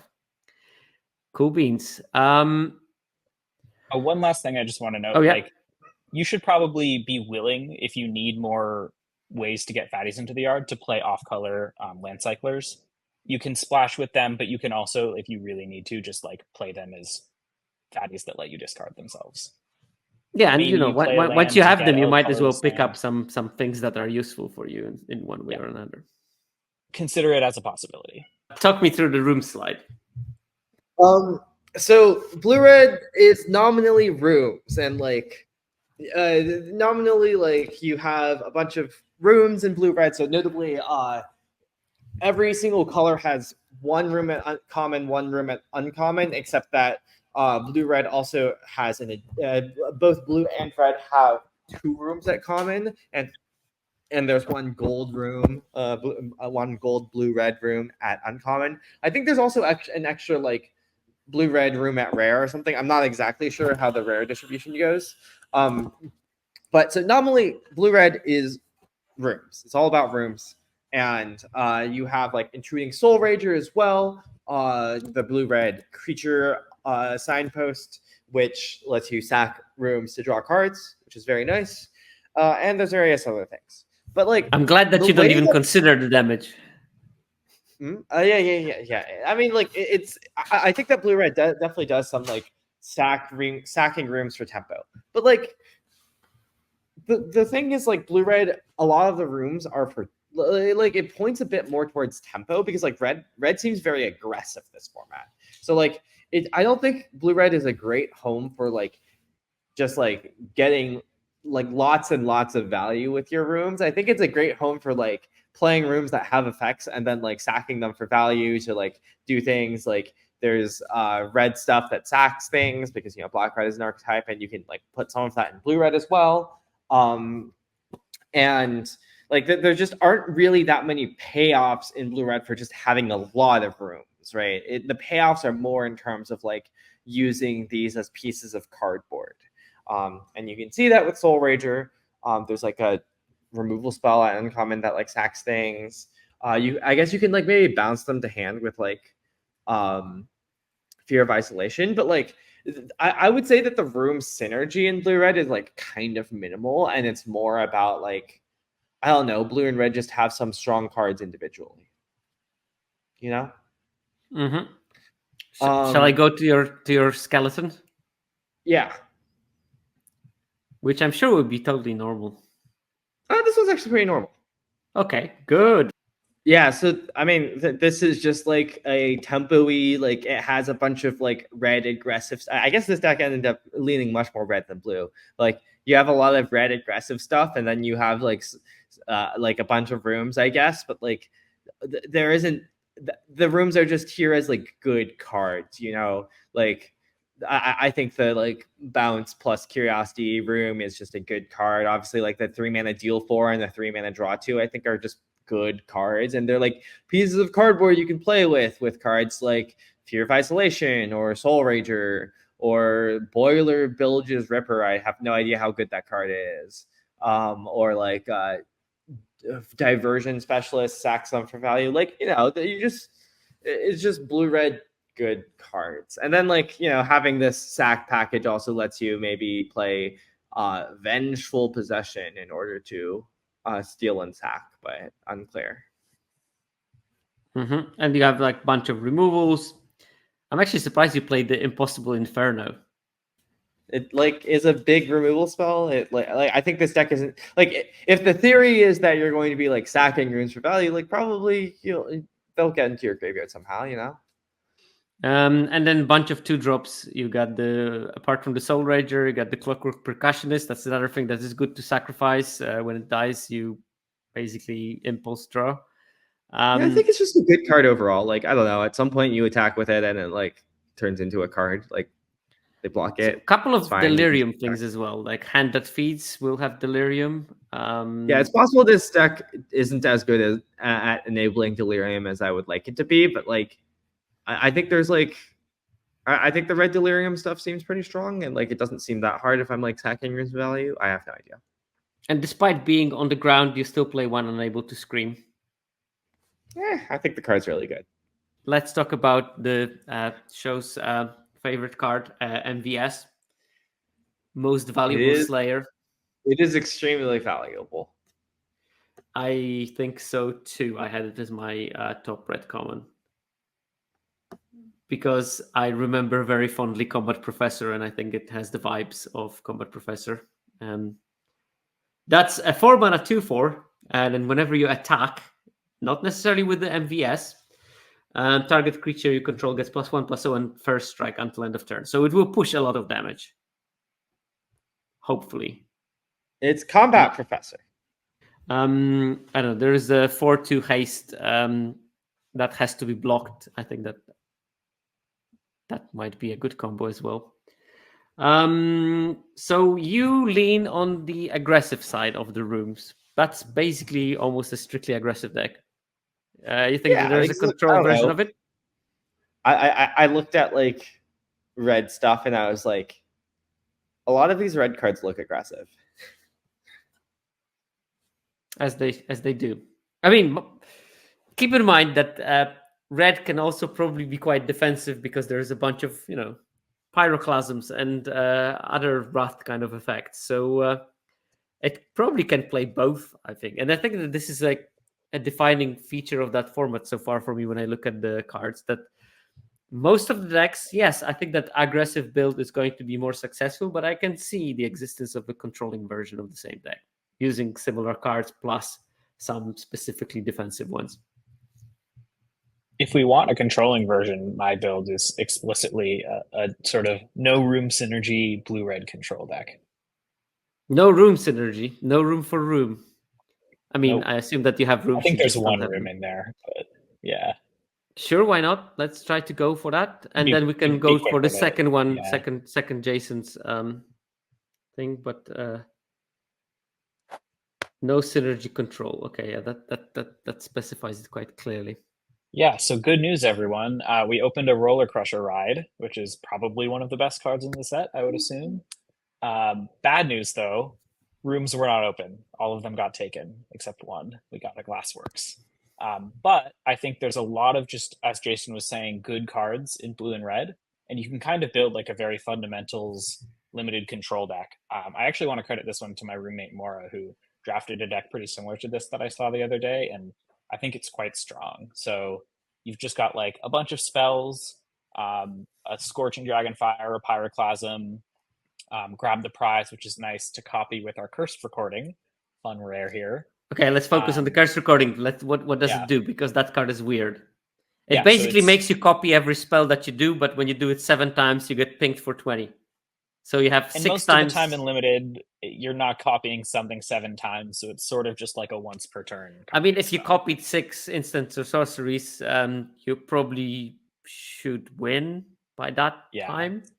You've got other problems if you haven't won by copying 6 instants or sorceries. And yeah, you've just got like some good removal here. Vanish from Sight is solid. It's like a Grip Tide that lets you surveil. The modern, templating of it where you can put it top or bottom. Glimmer Burst for like a divination. You're not really using the enchantment part of that, but that's fine. 2 Twist Realities, I think, is probably going to be pretty good in this format. Just like a counter spell that can answer a big threat and manifest dread if you don't, if you don't have something to counter but want to use your mana. Unnerving Grasp, the mana war that is a spell that manifests dread, is really great to copy with your Cursed Recording. Shouldn't be a dreadnought. Yeah, and then we've just got like 2 control finishers with Daggermaw, Megalodon, the blue land cycler. I think this card's like probably the best land cycler to sort of play like vanilla in just a control deck. Vigilance. 5/7 Vigilance really clears a game. Shout outs Vigilance. Yeah, 5/7 for a 6 mana is not terrible at all. I think in blue especially. Yeah. Yep. And then just some like early creatures that make a lot of bodies, kind of clog up the ground and don't die while you develop your spell synergies and your big control stuff. Yeah, you went deep on the 5 drops. You got like Fear of Failed Tests. You got Eomer 2, Fear of Falling. So you definitely you plan to chump block with the early creatures, kill whatever is left over, and then drop big things. That's, I guess, the plan. All right. Circo, that Twist Reality card, I think is important to call out because it to me is like the ideal companion for Glimmerburst, like you were talking about earlier, holding up that mana for Glimmerburst, and then just think of all the variety of plays that you have at instant speed on your opponent's turn. That, you know, drawing cards and making the 1/1, countering their spell, manifesting dread. It just gives you so many options. Yeah, the good part of it is that it's good in contained package. You of course it's much better when you have also a Glimmerburst in hand and you can cast Glimmerburst and draw 2 cards. But Twist Reality just on its own, you leave 3 mana open. If they play something you want to counter, you counter. If they don't, you can still use the 3 mana to make a 2/2 and maybe promote your plan some way or another. I think that especially in this deck, having the Fear of Failed Tests, that's for the listeners, 5 mana 2/7, and when it deals combat damage to a player, you draw that many cards. This is something that you want to have in your Manifest Dread thing, because you can flip it for 5 during the attack when it was not blocked, and you basically draw 2 extra cards for that. So that's pretty neat. It won't get in second time most of the time, but it will when you ninjutsu it sort of in. Well, and imagine if the way that you've manifested it is with either the green or the blue room that manifests dread with counters. And now imagine that flipping over. That's pretty great. 3/8 is a big creature. Let's move, because before we lose Jason, we might as well go to its last archetype. Okay, talk me through the blue-green and its canonical version, and then we see yours version. Someone else should talk about the blue-green canonical version, because that's very much not what I'm trying to do. Okay, I'm going to talk to it. So basically, there is the blue-green Manifest Dread. Manifest Dread, we already talked about the mechanic at length, but there are some really good green-blue and green and blue spells that do it. There is Growing Dread. It's an enchantment with flash, and when it enters, you manifest Dread. And then whenever you turn a permanent face up, you can put a +1/+1 counter on it. So this one wants you to manifest Dread with creatures, and when you flip them, they become slightly bigger. There is the Manifest Dread eponymous card called Manifest Dread. Just Manifest Dread for 2 mana. Great rate on that. Unnerving Grasp, that's the mana war we talked about. There is also Under the Skin, which is a 3 mana Manifest Dread. And you may return a permanent card from your graveyard to your hand. Judge check. It's during the revolution. Can you return the thing that you've milled from itself? Yes. Yes, okay, you can. Then there are some payoffs for it. There is a Paranormal Analyst. That's a 2 mana 1/3. And when you manifest Dread, instead of putting the milled card into the graveyard, you actually draw it. So you get quite a lot of value if you manage to trigger it once or twice. There is Oblivious Bookworm. That's a 2 mana 2/3, which is fine stats for a creature. And it's a looter that automatically loots every turn. However, if you manifested Dread, or if you flipped a permanent face up on that turn, instead of looting, you just straight draw a card. So again, a lot of value from that. There are a couple of things that allow you to do weird things with Manifest Dread. There is the Threats Around Every Corner. That's an enchantment which manifest dread, and whenever you manifest dread, you also ramp yourself. You search for a basic land, so it does it on its own, and then every single time after that, when you manifest dread, you get more mana and build up a lot of mana, I assume. And then there is also Cryptid Inspector. That's it. 3 mana, 2/3 with Vigilance. And when a face down permanent enters, and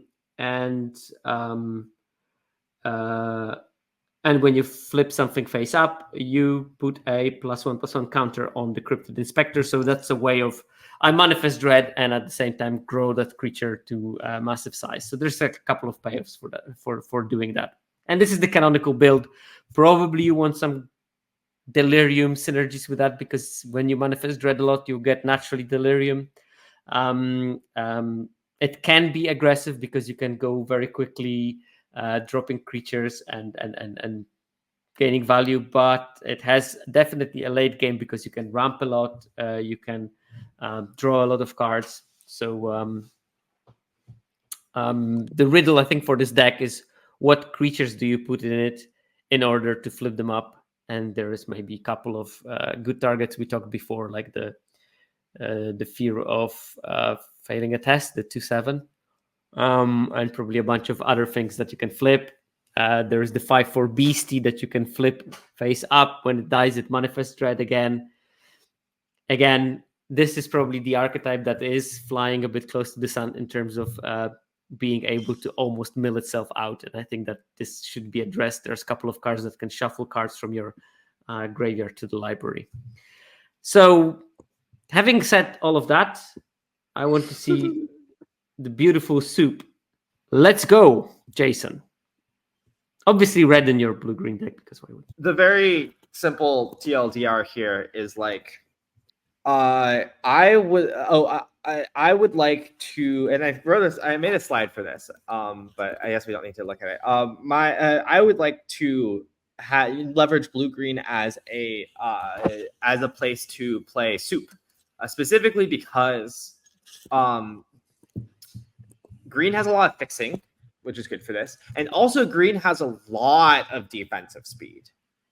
Like, if you look at like green has the most common 2-drops, I believe, and like all of them are quite good at being defensive speed. A 2/2 Death Toucher just trades with everything. Wary Watchdog sets up your draws while also having while also like being a 3/1 body, which is pretty nice. And like there's also I'm not playing it here, but Manifest Dread is just like a fine card that like sets up Delirium. And Grasping Longneck is another really good defensive speed creature, where it just blocks flyers, it gains incidental life. It's very nice. And then on the other hand, I like blue because blue has a bunch of rooms, specifically like the draw 3 room is of notable interest. And rooms are really nice for providing mana sinks for your soup deck, right? Providing stuff to do with your soup. Trying to find the right room, damn it. But I didn't. I think this is the draw 3, no? Yeah. I basically want to play a deck where I like half of my card, like most of my cards are dedicated to defensive speed, and then I have like some rooms that like give me enough late game value to like out card advantage anyone, you know. And I think blue-green is a great place to set this up. And obviously, you were not limiting yourself with colors. It's just like colors are more like guidelines again. Exactly. We have a Gremlin Tamer here because so many rooms, you're going to trigger Eerie quite a lot and make 1/1s to chump possibly. This is your fixing with the Moldering Gym, finding a basic and then ramping into a 6-mana 5/5 that can flip into something useful. Yeah, you have the key to lock the rooms. Playing Beanstalk Giant. Okay, that's confirmed. Moldering Gym equals Beanstalk Giant. Potentially better because you can flip something even better. Evasive, for example. Like, I mean, I wouldn't mind to flip Fear of Isolation through the weight room, the giant part of the smoldering gym, and having a 5/6 Mahamoti Jin for 2 mana. Well, +6. Different story. Okay. And do you think that this is the only? I think that this. If you would say, what is the basic shell of this deck? Like, what are the 4 important cards to start building this kind of a soupy deck? Fixing like weight room, I think, is pretty important. I feel like the defensive speed stuff is just like pretty easy to pick up. You just take good cards. I don't know. It's like not that complex, I think. All right. Well, there we have it. This is how to build the 5-color nonsense room deck. What do you think about the room that makes all your lands tap for any color? I don't like it. Because the second half is not as appealing as the big chunky creature? Because making all your lands tap for like all colors is like not that useful. I don't know. It doesn't ramp you. That's I think the big problem of it. Yeah. Okay, well, let's stop with that one. Yeah, are you going to magically disappear right now? Yeah. I should like do various. Do you have anything to plug? Are you doing something? Are you doing a set review this time or whatnot? I mean, I'm doing early access, but I'm not doing I already just did a set review. I guess I should maybe put that on YouTube. But probably this has been great as always. This set I am excited for. All right, so since Jason is disappearing, we might as well use it to make a couple of minute break, and then we can come back to the other archetypes. Bye. Okay, so the next archetype we're going to be talking without Jason is white-red aggro. And I put the aggro in quotation marks because looking at what cards are being used in this aggro, I think that it might be a bit more grindy aristocrat styles deck than it is straightforward curve-out aggro. I think that it has a lot of staying power and it has mechanisms to deal those last points of damage that are slightly atypical of the usual, okay, I'm just going to cast my creatures and when they are dead, I have no way, or if a 5/5 appears on board, I have no way of winning that kind of game. So one thing that is notable for this set is that there is no +2/+1 pump spell that we are quite used to in recent sets. There is no on the job, there is no rabbit response, nothing like that. The closest we get is the Lionheart Glimmer, a 5-mana 2/5 creature with Ward 2 that whenever you attack, creatures you control get +1/+1. But it's not the same because +1/+1 is very different than +2/+1. Furthermore, there's a couple of mechanisms that allow you some attacks but not swing with all.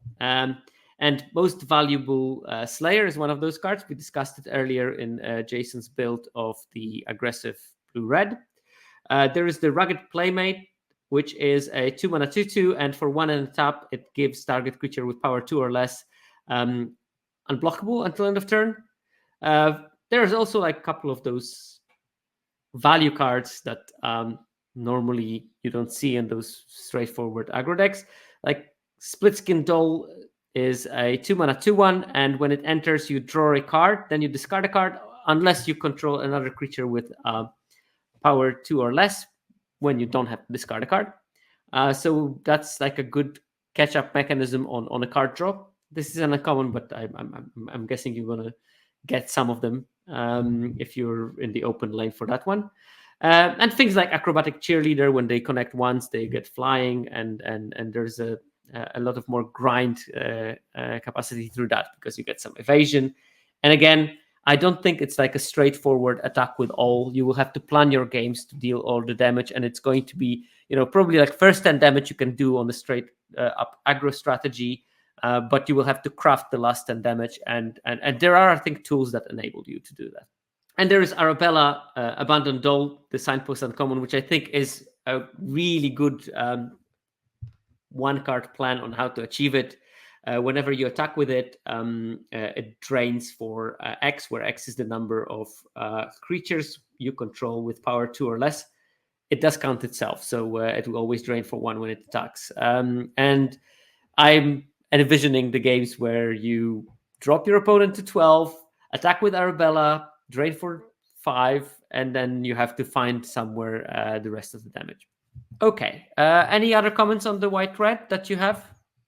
Arabella plus the patch playmate is kind of also just like a pretty unbeatable set of cards, because they can't race your if you're swinging for 5 with Arabella, with unlockable with Ragged Playmate, you mean the one that gives unblockability? Yeah, that definitely is a plan. Yeah, that definitely is a plan. Also, and Arabella is kind of like a pump spell, like a go wide pump spell sort of thing. Worth noting that I think that the design team sort of indicated the cards that they think would be going better into white-red because they are all artifact creatures. Like a bunch of the artifact creatures in the set look like they might be more likely to be going into white-red. So I don't think it's like a hard sell that you only play them in the white-red, but I think that they are sort of indicated through being an artifact that they want to be in that particular deck. Question is if design team is right is another thing. Tresio? Chad is talking about turn inside out, and I was just about to comment on that exact thing. I mean, it's my pick. It's my early pick for the best red common. +3/+0 and replaces itself with arguably something better for one mana. And particularly in white-red, where you care about creatures with power 2 or less, the fact that you can play a 1 or a 2-drop, play turn inside out, eliminate some big blocker, or just push through a bunch of damage, and then you're left with a 2/2 afterward, is really, really nice.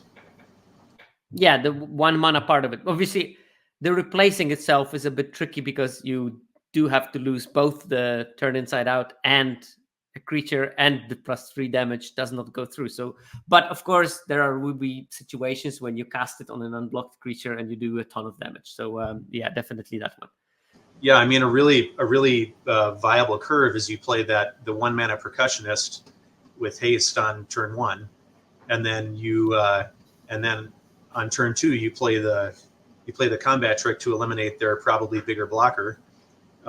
You're drawing a card effectively off of the 1/1 when it dies, and then by the way, you get your 2/2 anyway, even though you didn't spend 2 mana. That's with 2 commons. I think that's going to happen a lot potentially. Yeah, I think this is the deck where all the commons are really working well together. Like this is probably the deck that you can put together mostly at the common level, and then there's some uncommon payoffs that are really good, like Arabella. I think like this will probably be a pretty aggressive deck. It's just a slightly different form of aggression than we usually see in Limited, where you sort of always have at least one good attack because you've got like the combat professor, I forget what it's most valuable slayer that we're all big fans of. You've got the 2/4 that attacks and gives something indestructible. That is kind of another combo with Arabella. It gives you 2 attacks with it. Even if they block the 2/4, you get at least 1 additional turn with Arabella. So the 2/4s also work well in tandem. I mean, if you have 2 2/4s, they basically give each other indestructible, and let's go. That and the most valuable slayer, like a 3/4 first strike, is also really hard to block. There's just, if you get a critical mass of creatures on board, you're going to be able to make at least 1 good attack, is kind of the theory, I think. Yeah. And it has overlapping synergies because some of those strategies will also make your white survival creatures better because they will be harder to block because your deck naturally makes them harder to block, and you can get some small value out of that. For example, there is the 3/4 that when it survives, it can return a creature from a graveyard to your hand, and you can continue the grind. I have the vibes, looking at this deck, I have some vibes of those kind of grindy Ikoria Mardu decks, and I think that this is the style that you're going to be playing. It's not like this spectacular aggro that you have those amazing curve outs, but it just gets you on the grind and is still aggressively slanted, of course. So let's look at what I built. What I put here is a bunch of 2-drops, all slightly aggressively slanted. I have the Clockwork Percussionist. That's the 1/1 that dies into Impulse Draw, a card that you will be happy to trade at some stage of the game. I didn't go for the +3/+0. I went for jump scares, thinking I'd rather be going face than trading. But I think both strategies are perfectly valid. I put 1 Snakeskin's Veil too, the aura version of it. Obviously, there is the Arabella, because that card I think is very essential for how this archetype is going to finish the games. Since there is Arabella, I have 2 Ragged Playmates to, basically tell my opponent, do you have a removal? If you don't, I'm winning that game, because my Arabella is going to drain you out. I put the Irreverent Gremlin. That's a 2-drop that with Menace, and whenever whenever a creature with power 2 or less enters, you may ramage once per turn. I think that this is a good flood insurance for this deck. I put 2 Hand That Feeds. That's a 2-drop that becomes a 4/2 when you have Delirium. And because there is some amount of ramaging, some amount of instants and sorceries, and a bunch of your creatures are also artifacts, I think it's realistic that you will be getting Delirium in this type of deck.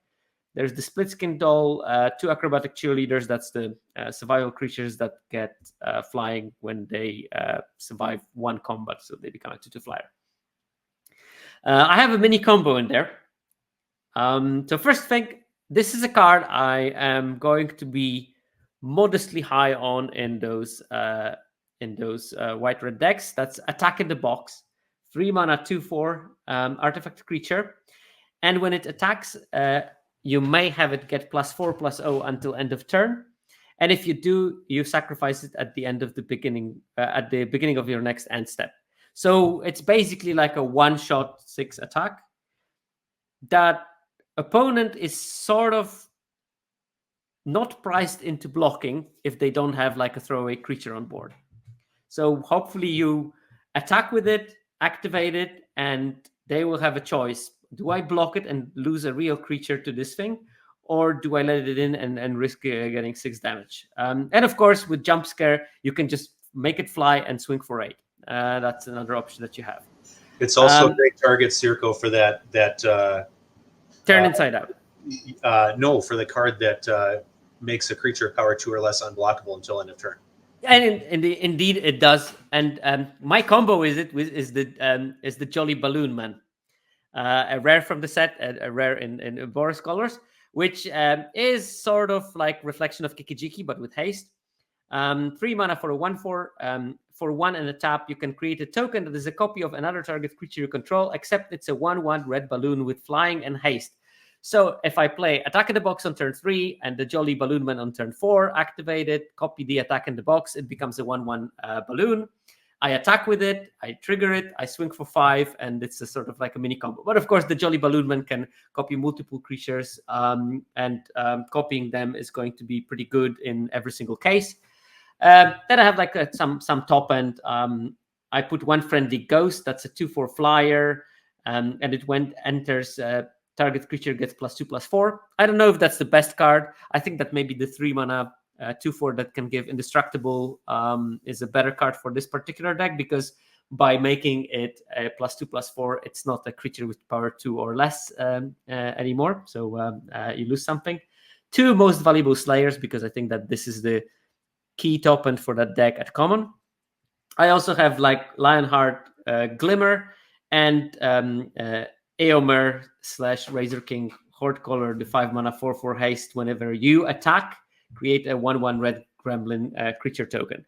This is like a big upgrade on the Eomer. That card is worse than Eomer in many aspects, but the fact that you have to just attack with anything and you make a 1/1 is a great thing. And especially when you stack the triggers with unblockable Arabella Right, that can generate a massive advantage. And a lot of creatures in that deck. I only put like 1 proper removal spell trapped in the screen, because sometimes you just have to.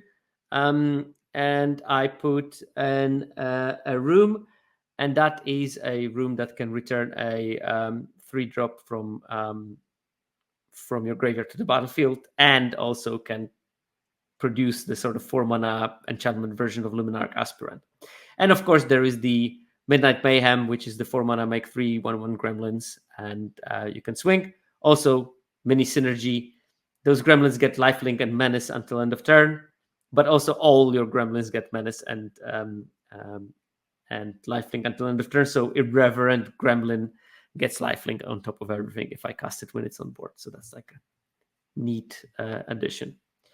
And that is my grindy Boros deck. Any comment suggestions? I don't think it's a perfect build of it, but I want to highlight a couple of cards that maybe are not going to be obvious to people, like attacking the box. Sorry. I do want to say that Jolly Balloon Man also works well with survival creatures that have like a survival thing that gets you like advantage. So like the 3/3 uncommon survival creature that draws you a card works well with it too, because like the creature goes away at the end step, but it's got like flying, so they can't really block it. So it's probably going to be tapped at the beginning of your post-combat main phase. Yeah, I mean, when you think about it, the Balloon Man has synergy with literally every creature in your deck, because even with like Ragged Playmate, you can copy it and make 2 things unblockable. Clockwork Percussionist, you can copy it and the copy dies and you get an impulse draw. So yeah, there's like a lot of cool stuff that you can do with that card. It's looking pretty strong. It's going to have a huge target on its back. Or Friendly Ghost, you can copy it and give something +2/+4. You can give the copy +2/+4 even. Yeah, right. So and yeah, and also with the one that I didn't put, but we mentioned the 2/4 that gives indestructible. Obviously, if you have one, you can make a copy and you attack with both, and both get indestructible. So you can protect your. Well, actually, you can just give the indestructible to the one that is an actual creature. Balloon goes in, and you protect something else. You get 2 indestructible attackers, and times are good. Yeah, but I was pretty down on Boros at first, and I think that when I started making the skeleton, I became higher and higher on it, and I think it's a really powerful deck, and I'll be happy building it with the mindset that it's not necessarily all in aggro; it's more like a grindy version of aggro. I agree for what it's worth. Like, I think this is probably one of the stronger archetypes in the format. If you look at this build, like, you can kind of sub out like any commons for any other commons, and they're all going to do the same thing, push in the same direction. I feel like that's just a sign I'm not of like stuck a really on having deck. I'm not stuck on having hand that feeds in that deck. It's just a 2-drop, but I could easily replace it. I even think that there is the 3-mana 2/1 telephone that when it dies, it searches for top 5 cards of your library, and you can pick a creature of power 2 or less from them and put it in your hand. I think you can probably still play it in the build like this that has maybe 17 creatures or 18 creatures in my version. You are going to always hit with it. So it's like 3-mana, draw a card with selection most of the time. Yeah, that one definitely says the words. I don't know how good it is like for the overall plan of the deck, because the rate is just so difficult, but I think you can certainly play it. Like, it's going to do a thing. It's a 3/1 first striker. Sometimes. What's bad on that rate? Because obviously the MVS is always there. It's like a given for that deck. On turn 4, you one cast card is pulling more weight in that situation maybe than the other. That's what I would say. That is true. But there is that card which makes every creature you have better, and that's part of the charm of the archetype, I guess. That you will have access to that, and I think that white-red creatures play particularly well with the Most Valuable Slayer, better than I think any other red archetype. Doesn't this archetype feel like just ready-made to be a week 1 hero in the format? I mean, the interchangeable commons plus commons that are just generally doing the very basic thing. It doesn't feel like it's going to be that hard to assemble. You get one rare that plays nicely with the things that are going on here, and your goal is to win by turn 6 or 7 anyway. It feels like this deck's going to do well early in the format in particular. Yeah, there's also one thing that plays in its favor is that Boros. I tested 10 different formats, and in all 10 of those formats, Boros decks were doing proportionately better in the hands of weaker players.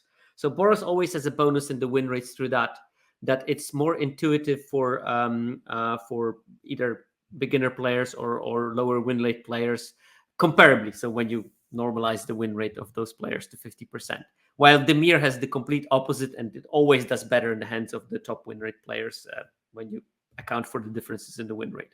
Of course, the card that's lurking in this format, which isn't always lurking in other formats, is Pyroclasm, right? It's just sitting there waiting to wreak havoc. For toughness, so that's fine. Yeah. Just don't get pyroclasmed, Arabella survives it. I'm copying my Pyroclasm with Cursed Recording, so now you're in real trouble. That is a problem. Yeah, that indeed is a problem. Maybe you will have to probably think about it and put some things that have free toughness, or some things that are more resilient to dying and have an effect. I do think a lot of the more expensive creatures here are kind of structured like that, like the 2/4 for 3. Because you have that power 2 or less restriction, they're giving things a little bit more toughness. With Arabella, the 2/4s, like I think Pyroclasm is certainly going to be good against this deck. I don't know if it'll be like devastating all the time. Yeah, I think that Pyroclasm has ironically more chances of hosing blue-green. Oh, I manifest a lot of dread because you just tap out and bloop, all gone. I mean, you probably drew like 4 cards. Hey, cat. This is Euclid. Hi, Euclid.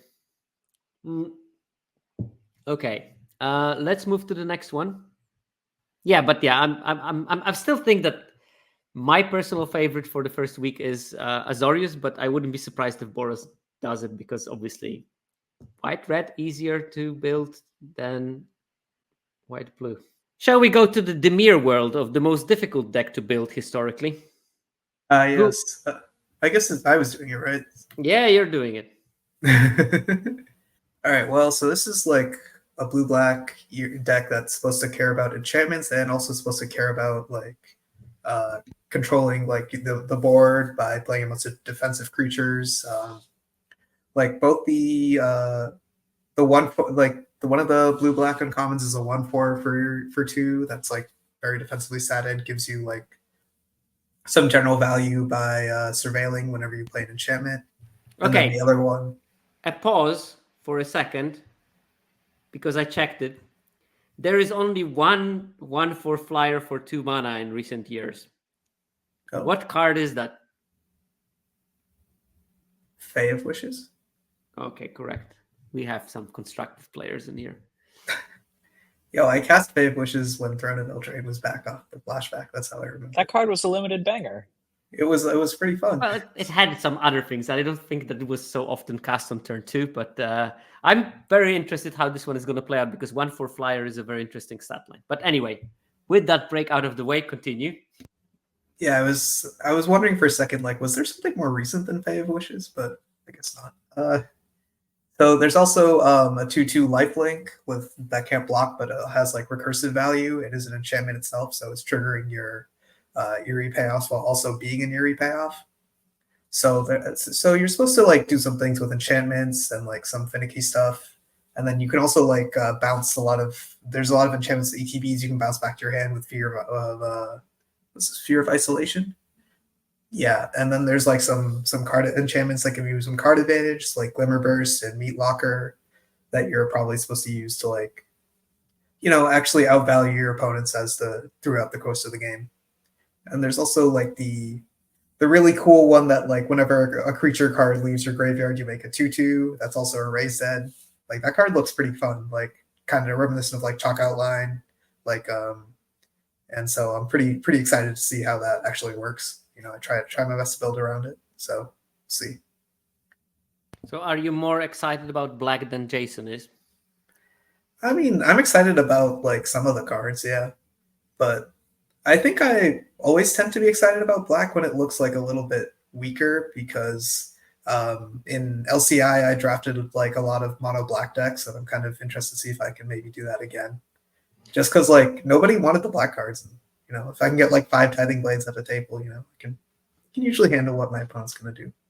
Okay, I'm gonna pull your tongue for a couple of cards. One of them being Cracked Skull, and the other one being the thing under the thing that I don't remember. Oh, the Sporogenic Infestation. Yeah, that's the one. Because that seems like a very interesting card design. I don't think I've seen anything like that before. Yeah, it's a very interesting one. Like, so just a quick update for those that are watching, just to give them. Cracked Skull is 3 mana coercion basically, but it's an aura. So you cast it on a creature, and you look at target player's hand. You can discard a non-land card out of it, and the creature that is enchanted by that aura, anytime it's dealt damage, it will die. And the other one is the same. Anytime the enchanted creature will be dealt damage, it will die. And the ability on ETB is controller of that creature sacrifices a creature, but it cannot be the one that's been under the aura. So you can pick the weakest thing, they have to sacrifice something else, or you can pick your creature and they have to sacrifice theirs, or you can cast it on the strong creature with intention to block it with 1/1 and kill it, and they have to sacrifice something else. It's very interesting design. So what do you think about those? Yeah, both of these cards work pretty well with Fear of Lost Teeth, the 1/1 that pings for 1 when it dies. Because, if you're giving something like this debilitating weakness, it can block and trade or like ping it off. But these cards also work really well because like Sporogenic Infection is kind of reminiscent of Tithing Blade in that it's like an edict that leaves something behind. It also will trigger like your Eerie payoffs. It is like a little bit finicky to get to use in that you can't like edict their 2-drop if you're on the draw. You'll need to have played a creature first if they only have 1 creature. But you can also use it to, like, if they have 2 creatures, get their biggest creature off the board, which is, it's a bit better than like something like Incriminate would have been in that, or like a regular Edict would have been in that sense. So if you can keep the game small, then like Sporogenic Infection is going to do some good work for you. If your opponent's going wide, then, you're not going to get as much selection, but you can at least have it enchant like their worst creatures, so you can get like their second worst creature, which is like a bit of a benefit. And like Cracked Skull is like, coercion, not generally playable, but if you can like pick it up or like have it be like an important trigger for like your Unwilling Vessel or like a way to get your Fear of Infinity back from the graveyard, then like it's doing some stuff that you might want. I'm kind of more interested in Cracked Skull as like something to sacrifice in red-black. Here you can bounce it back with the Fear of Isolation as well, so you can you can cast it. But that's like more of an. You can also sack it to the Bone Splinters. Having a way to use like a Bone Splinters is pretty nice as in a deck like blue-black that tends to fall behind on board, and has to kind of catch up by just playing a bunch of stuff. So like a way to recoup tempo with like the Bone Splinters is probably going to be nice too. Like there's a lot of things you can sack to the Bone Splinters in this kind of deck, so it might be like a little additional thing you can pick up and maybe put in your deck. Right, let's see your build. All right, walk me through it. Right. So, like a pretty low curve, kind of trying to make use of some good 2-drops, some good removal, some good non-creature spells that like get me some card advantage. Draw cards, like, and trigger my Eerie payoffs and like get Fear Infinity plus like the Crypt is like a really nice combo to just like get like a bunch of plus 2/2s. The Disturbed Crypt, the Raised Dead Room, the 4-mana, this one, yeah. Because like if you have Fear of Infinity in your graveyard and you can get it back and then replay it and then like sack it or like have it die, then you can get a bunch of 2/2s back by repeatedly playing a bunch of enchantments. Yep, that makes absolute sense. That's like a good way to like outvalue your opponent. So this is your defensive speed, the nuisance, which is probably well named. It's going to be a nuisance. Floodpit Drowner, that looks really strong. Yeah, this is like a great card. Yeah, like just generally, I think. It's going to block well. Yeah, I think the other one is the one that bounces. This one surveils. Yeah, this one is a surveil. I do like the surveil one, to be fair. That's the room, 1 mana, you surveil 2, and 4 mana, you make a 3/3 Manifest Dread, because you put a counter on it. Yeah, I didn't put like the Fear of Lost Teeth and Sporogenic Infestation like combo in here, but you could definitely do that. But you have the Cursed Windbreaker, which I think was also like a pretty strong card. Like, yeah.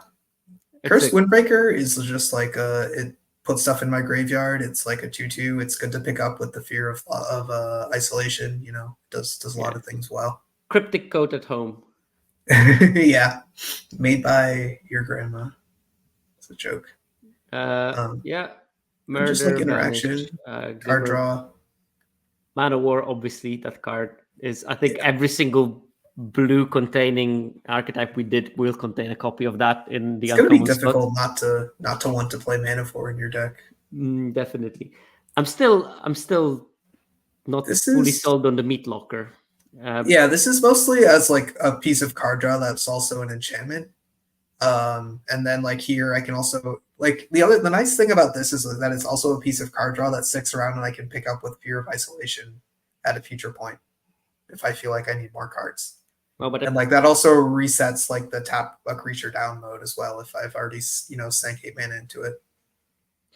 Yeah, one thing I'm really getting more and more worried is that all those grindy decks that are based on manifesting dread, they're really going to have issues with finishing the game before they run out of cards in the library. So maybe the crab is actually low-key good, not because the mill archetype is so great, but because you're going to be so much helped by your opponents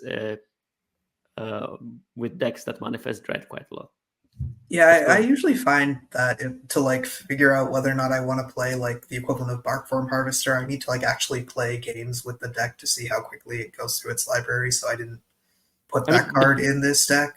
But the problem is that it's 6 mana. It's very expensive. Yeah, and it's an artifact, which makes it a big target for all the artifact / enchantment removal. Like it's not a card that I would want to put in my deck anyway, right? At least Barkform Harvester, you can sometimes talk yourself into playing anyway in like a Squirrels deck, but I need like evidence that I'm actually going to go through my entire library. Just don't watch Sam Black's stream, and then you might never see any evidence that the card is good.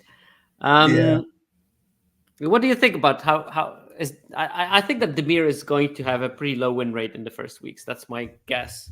I'm not saying it's bad, but I'm guessing it's not going to be the easiest deck to figure out properly. Yeah, I think it's going to be like interesting to figure out what commons the deck actually wants versus not, because like that's kind of the usual difficulty with drafting blue is figuring out which of the commons the deck actually wants versus not. Like in like Bloomburrow, like you kind of figured out like all right, you kind of figured out like eventually that like the common creatures you really didn't want to play. In blue, you mostly wanted to play the common spells. So that you take the uncommon blue creatures very highly, and then fill in like the spells with you just play whatever draw spells you got. Yeah, Perils, Dire Downdraft, and the rest uncommons. That's my recipe for blue decks in Bloomburrow. Not a single blue common in Bloomburrow had an Elsa above 6, which is really something. Well, I mean, you always wield Shoreline Looters, so I don't know. I mean. Yeah. No wonder that the commons wield if that thing wield regularly. Shoreline Looter was so good. Okay. But yeah, I mean, I think it'll be a fun thing to try out. If you can get multiples of the Disturbed Crypt and like Fear Infinity, you can kind of really go off. Yeah, that's an interesting approach for a build around. It's like the corpse, the 3/1 flying that came back when you sacked a clue. And MKM and Chalk Outline. What was it? Curious Cadaver? That was the one. Curious Cadaver, yeah.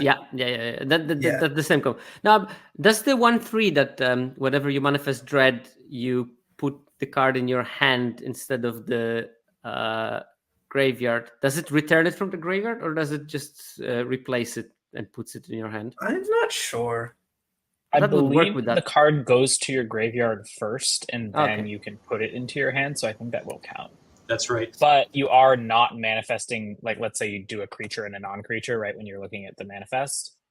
You have to not manifest the creature and then get it back, which would, a little anti-synergistic, but something that... Yeah, that would work. It says, put a card you put into your graveyard this way into your hand. So it is in your graveyard, and then you get it back.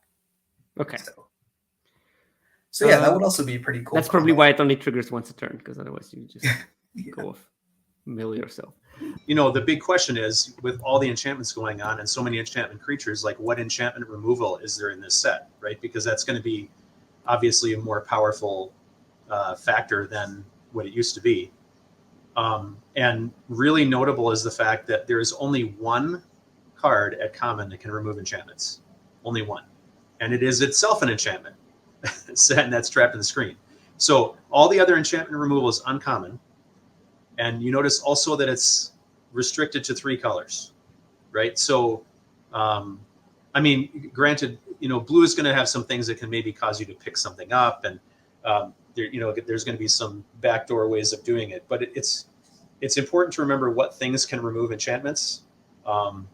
Like, for example, I think Insidious Fungus is going to be a really good card in green because it's a 1-drop that can do 18 things, including destroying enchantments. But I just thought it was important to note in the format what kind of enchantment removal is there really. Insidious Fungus is also a neat thing to have as a manifested dread creature because you can just flip it for 1 mana and sack it for 2 and surprise opponent by killing their thing. It also happens to be the first card in 3 formats that can go into my Fungus Cube, so I'm very excited about it. Small victories, that's what we are all about. But it's a very actually interesting. I didn't clock it that there is. I mean, obviously, yeah, there is the problem that enchantments are only being removed by 3 colors normally. But there is one card that you missed, I think. The black-green uncommon that can destroy. It's any non-land. Yeah. I was just looking at the ones that particularly were. Enchantment destruction. That's There's obviously a couple of other cards like that one that are destroy target permanent. I think this is just the one. I think. Talk us through Rakdos. Yeah, so I mean, sacrifice is WotC's very, very clever name for what Black Red is doing. Funny, we've never heard of Black Red trying to do that before. It's very innovative. But of course, we always wonder going into a format like Black Red has sacrificey cards. Does it work? Is there enough going on there? You'll see when we get to the actual skeleton what things are going on there and what things very much aren't going on there. This is another one of the archetypes where the number of uncommons that you get that matter is really going to be huge. The density of uncommons. It's not going to support, I don't think, more than 1 drafter at the table. And it's because when you look at things like Sawblade, Skin Ripper, and Disturbing Mirth, the signpost uncommons, they're both really good, and they're really good in combination with each other. Play 1 on 2, play the other one on 3, please enjoy. And but you really want them in multiples because one of the things you're going to see when we go to the skeleton is the number of like 1 and 2 drop creatures that you want to be playing and sacrificing in Black and Red are very thin, very, very thin. And so the question becomes, Ryan talked about this earlier when he was talking about A, B, and C and so forth, right? Like, well, the problem is if A is like a very tiny font, lowercase letter, and then B and C are capital letters, how much does the thing actually work? So the problem is, I think that sacrifice is going to have to be played as the right kind of deck. You're not going to be able to play it, I don't think, as an aggro deck. You're going to have to play it as like sacrifice control, which also suggests to me that you may want to be splashing other colors into Black and Red. I can see blue being a color that you might often want to splash to have some additional utility here, especially because then it connects to rooms and some of the things that you can do there. But we already talked a little bit about Cracked Skull, which has all kinds of interesting sacrifice repercussions. Percussionist is the 1-drop that when you sacrifice it, you don't care because you're getting a card back. Final Vengeance in the lower left corner there is going to be a card that you're probably going to have more available to you in Black Red than other players because you're going to get more use out of it if you're playing Black Red than other people will. The Diversion Specialist allows you to get repeated value out of sacrifice. And Betrayer's Bargain is, an awfully awfully efficient removal spell if you've got the sacrifice fodder for it. I mean, dealing 5 at instant speed is crazy. We already saw Sirkovitz's graph earlier. That was the 85% of creatures, wasn't it, at 5 toughness? Is that right? 95. 95%. Oh, 85% was the 4 damage one, right? Yeah. So that's a pretty important uncommon card. But the absolutely the 2 keys to me are the 2 signpost uncommons here. I mean, just imagine sacrificing multiple permanents with Skin Ripper, and that's not that hard to do when you have things like Terramorphic Expanse in this set, right? You crack the land, you sacrifice one thing, you sacrifice one other thing with Skin Ripper, and notably, Skin Ripper is not a one-time only. If you've got the mana, just like sack your board and deal a bunch of damage to a creature to face or something like that. So, yeah. This is something I also noticed when I was doing the slide.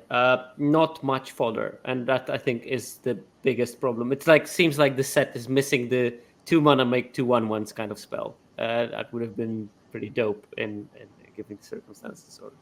Well, yeah. The other thing I went looking for was where is the repeatable fodder, because we often see a piece of like black repeatable fodder, and this set doesn't have a good one. Like. In fact, one of the best pieces of fodder I found is the white red spell that we already saw that makes the 3 gremlins, like attack with them and then sacrifice that. Or for that matter, black red would love to splash the Balloon Man. I mean, just the free sacrifice every turn. You know, how many sets have we seen that in? Like, you know, Urbrass's Forge, and you know, make the thing and then it goes away and you're getting value off of it. Yeah, that's what my thought was. That is there like a Mardu sacrifice aristocrats merging sort of this grindy white red with the black red sacrifice capacities. Yeah, I think so. Right, let's go to your build. Talk me through. Yeah, so I mean, this is kind of an instructive build toward what we were talking about. I mean, one of the things I was trying to show is how difficult it is to fill your 1 and 2 drop slots with things that support what you're trying to do. I mean, you know, you put in a couple of percussionists because you can attack a little bit with them early, and then they're turning into a card when you sacrifice them. Great. You've got Volgavas Faithful, which can sacrifice itself and then get back something of greater value from your graveyard. The rat, you know, the problem is it's not a very big body at 2, right? So you can chump block with it, and then it manifests dread, but you're kind of putting yourself behind on tempo the first time that you play it. Again, this is where those uncommons really come in critical, so that you can sack it before it actually dies when it's going to chump block, and then you can get additional value out of it. You can see that I put my favorite card in there, Turn Inside Out, because you know, I think a lot of these kind of decks are going to be the decks that say, you know what, I'm totally fine with my land being a 2/2 that I can't flip over, because I'm just going to sack it anyway. I don't need to flip it upside down. As far as the rares, I mean, Meat Hook Massacre, please. Like, you know, it's just, I mean, that card's going to be good all over the place, obviously, but in a deck where you're sacrificing and potentially trading and things are going to the graveyard, you know, it's. Why the amalgam?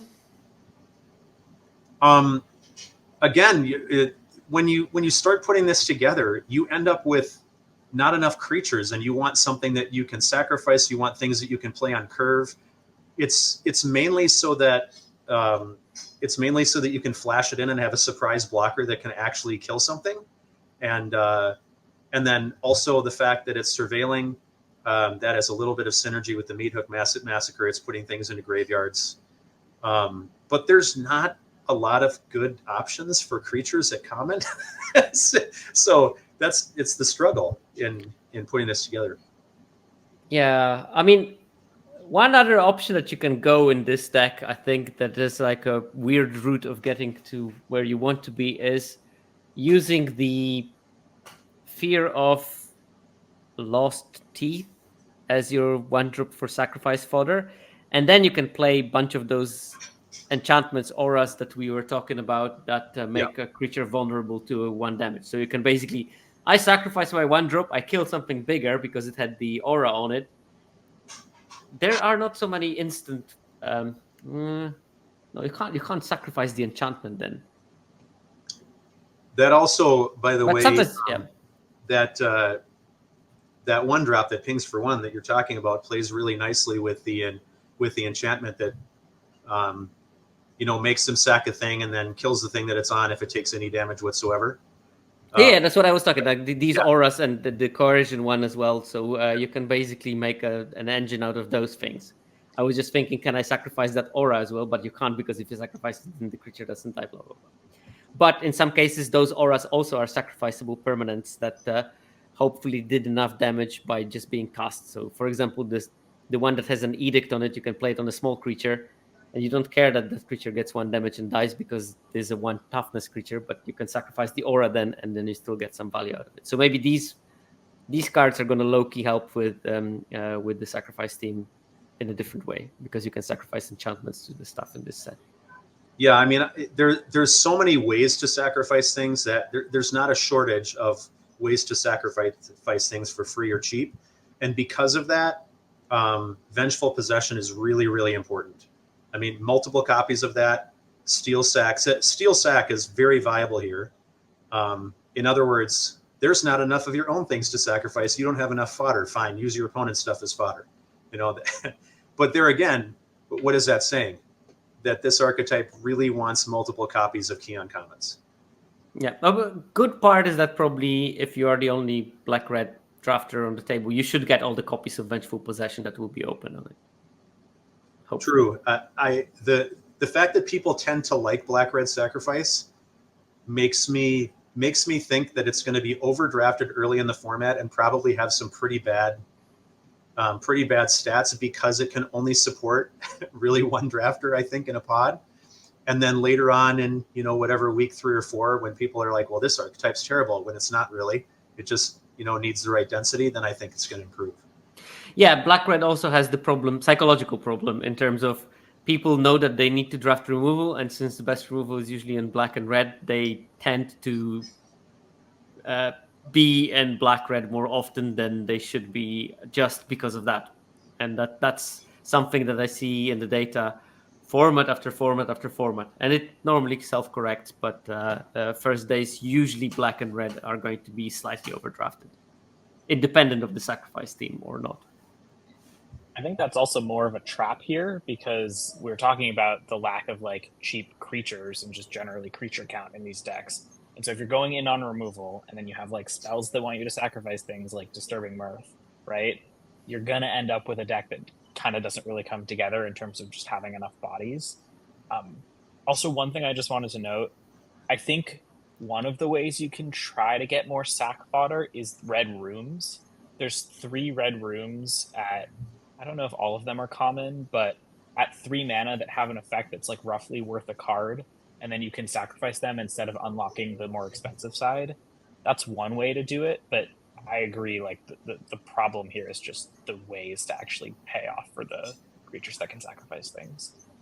Yeah, it's the same with the black room. You can just cast the 1 mana part of it, get your creature back. That's 2 fodders that you get out of that, and you get fodder. But again, it's grind and craft that you need to do. It's not going to come naturally, it seems. There is also a black room that just draws you 2 cards when you lose 2 life. That's a good thing to sack as well. Yep. Definitely don't have to be red room. Any rooms, including the black ones, I think are a good way to do this. Yeah. And when you're drafting this deck, I do think you want to be careful with the removal that you pick up, because the red deal 4 room that for 3 mana is going to be a good thing to sack, because the back half doesn't do a lot. So if your choice is between that and murder, maybe you take the more synergistic cards sometimes. All makes sense. Let's move on. Survival. That's Ryan's. Yeah, so we kind of talked about this on the survival slide for the mechanic, but this is pretty concentrated in green-white, and I would say it's mostly an aggressive deck. The survival mechanic is really intended to have you attack with creatures profitably, but there's some grind in there for sure too, like we're talking about. And then there's also these enablers the uncommon signpost, the baseball bat, is a really clear, I think, signal of what you're trying to do here. It attacks, taps down a blocker, and then you get your creature through and you get your survival trigger.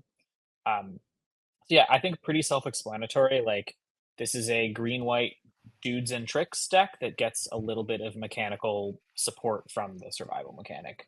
Of note, the baseball bat can also tap your own creature if you really want it. Yeah. Yes, very good point.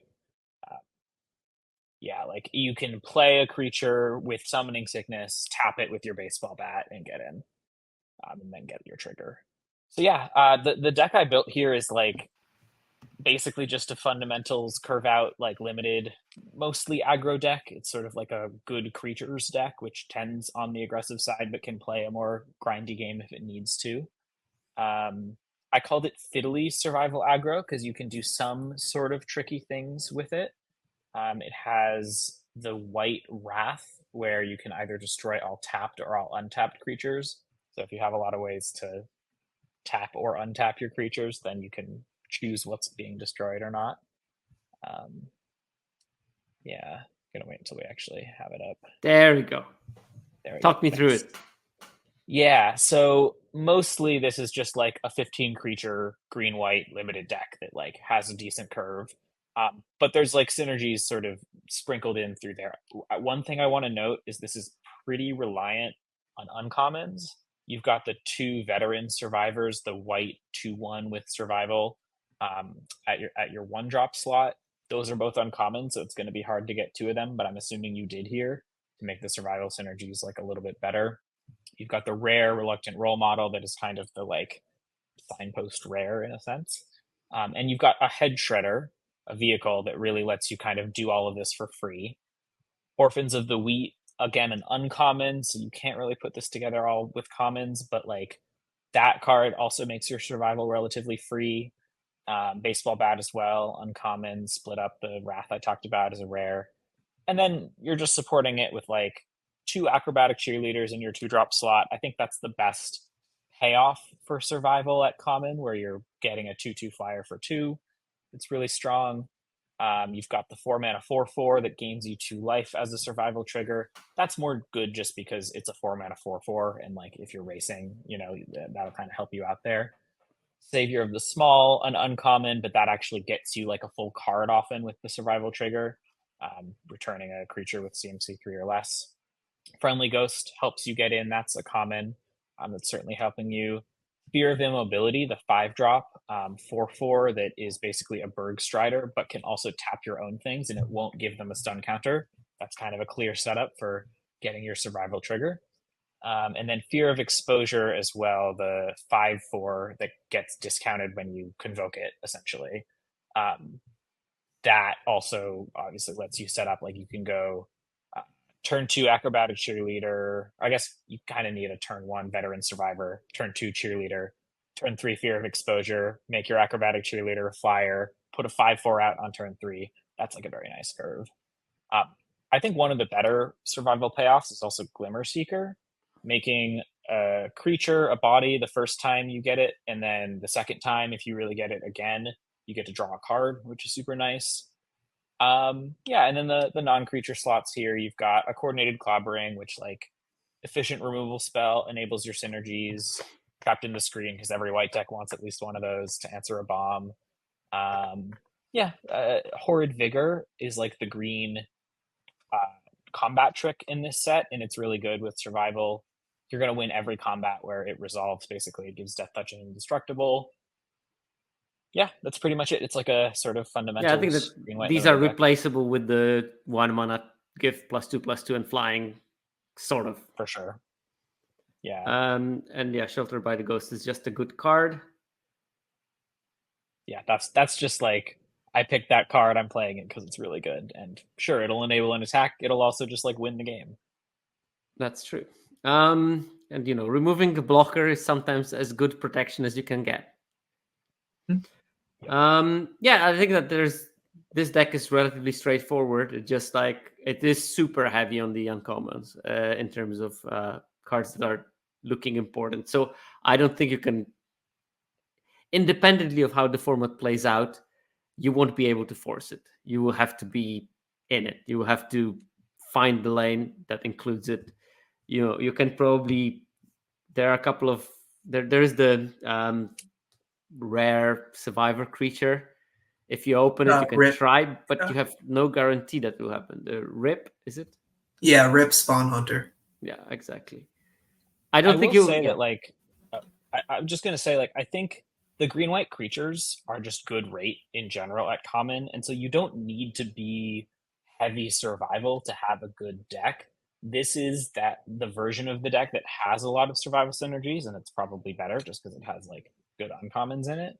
But I think you can build a green-white creature curve-out deck at common that is going to be competitive, and I wouldn't necessarily assume that you need to be doing the synergistic thing really hard in this color pair. You can kind of just curve out, and I think they knew that, and that's why they felt like they probably didn't need to support it quite as much. I don't know. I have flashbacks of the green-white from training. Anybody? Yeah, Crimson Vow. There you go. There you training. Go. It didn't work out, but that's also like green and white were not the strongest color in that set. So maybe the color is stronger on rate. I'm a bit cards skeptical. Were also more understated than these ones. I think. Like you're supposed to get in with your 2-mana 1/2. Like a mechanic was flawed fundamentally. I think it just didn't work in the right order. It was like mentor and training were like mercenary and rebels, and in limited. Oh, rebels! I just go up and my curve expands. Oh, mercenaries! I play a big mercenary and find a 1-drop. No, it doesn't work like that. But okay. I'm still going to be a bit skeptical about white-green initially. I think that there can be very strong versions of that deck. It's just you would probably be fortunate, and I know that technically it can work on rate, but I'm worried that it's just going to lose to the heavy synergy decks because they will do some amazing curve outs, and this will just do a fine curve out. We'll see how it works out. One card that I think is really important to call out here, especially with Acrobatic Cheerleader, because if you think about Cheerleader really wants to get in 1 attack for free so that it can then become an evasive creature. Well, if you're on the play, you're likely to get that to happen a good chunk of the time. But if you're on the draw, then a card that I think you really want is Jump Scare, so that you throw it up in the air, it gets an attack in, also does an additional 2 damage, and then it's flying for the rest of the game. Yeah, I think that I played because of that I played the Scare Jump over Horrid Vigor in my version, because I think that for those kind of effects you want to have 1 activation, and that's exactly what you want to do. I think we have one last archetype. Yeah, we gotta do. I think I had one more. Green black, right? Green, right? Green black. Yeah. We have still 2. We have My 2. God. we do take our time, do we? We had to leave the grueling ones for the end. Yeah, the famous gruel. But okay, so go on. Talk about Golgari. All right, so Golgari is like it usually is to try to put cards in his graveyard and gain some advantage by having a bunch of cards in his graveyard. So there at common, there's like some enablers like Manifest Dread, Wary Watchdog, and the Rat that'll basically try to get you a bunch of cards and get you closer to Delirium, or just having a bunch of cards in your yard if you care about that. Commune with Evil is an uncommon, but it also digs you pretty deep, mills a bunch of cards, you get some selection, gain some life. Is a sorcery for your Delirium payoffs. But you can also, in black-green, splash, because green has really good fixing, and there's a lot of good fixing options. At both common and uncommon, like Moldering Gem and Spineseeker Centipede are on the slide here. They both get basic lands. There's also Terramorphic Expanse, which is a land that goes to the graveyard pretty easily. Although that might not be as critical because of the Manifest Dread, like probably banning a land a lot of the time. But Manifest Dread is also kind of interesting if you're splashing with exactly 1 basic, because if you see the 1 basic of your splash off Manifest Dread, then you might end up, you have to either bin it or put it onto the battlefield as a 2/2. So you might be locked out of casting some spells. So be a little bit careful with that, I guess. Try not to let that happen. But there's also some cool cards you can run. Like there's both of the black-green uncommons pay you off heavily for having a bunch of different types. If you get Delirium, you get an instant speed 2-mana kill anything, or you get to make like 4 or 5 like 1/1 flyers. Those are pretty strong effects. And sporogenic infections, also a very synergistic piece of removal. It's enchantment that goes to the graveyard. Pretty nice. And there's also Bear Trap as like an artifact that also goes to the graveyard. Kind of Springjaw Trap esque. Yep, that all checks out. Let's move to the actual deck, which is obviously has cards that you didn't even mention on the main slide, but you wanted to keep it under wraps. Yeah, I mean, this kind of reminded me of like Shadows over Innistrad remastered, like the Grapple with the Past, Delirium, like spider spawning kind of decks. Like obviously not exactly the same because you're like trying to do like a little bit different of a thing, but it's like kind of a similar sort of thing. Go on, tell me. So basically, the plan here is to cast a bunch of say its names or mill them with like a bunch of ways that we have to get things into the graveyard. And then once we get 3 of them, we can just get Altenac from our deck, or if we milled it, we can get it back. Yeah. Altenac is a 9/9 for 7 mana, but if you cast Say Its Name, you may exile 3 cards called Say Its Name from your graveyard, and then you can search for Altenac anywhere and put it on the battlefield. So that's like a mini game inside of the game. Important is that you only get it when you cast Say Its Name, and you need to have the 3 Say Its Name in the graveyard somehow. So I should have put an extra one in then. Like you probably want to have 4 for redundancy. Yeah. I thought you could just do it from your graveyard. Okay, it's like a lot worse than I thought. I needed an extra one then, because like it's like a second part line of text. Like so it is part of the resolution. Yeah, I was just double checking if I'm right, but I remember correctly. So what other cards are important here?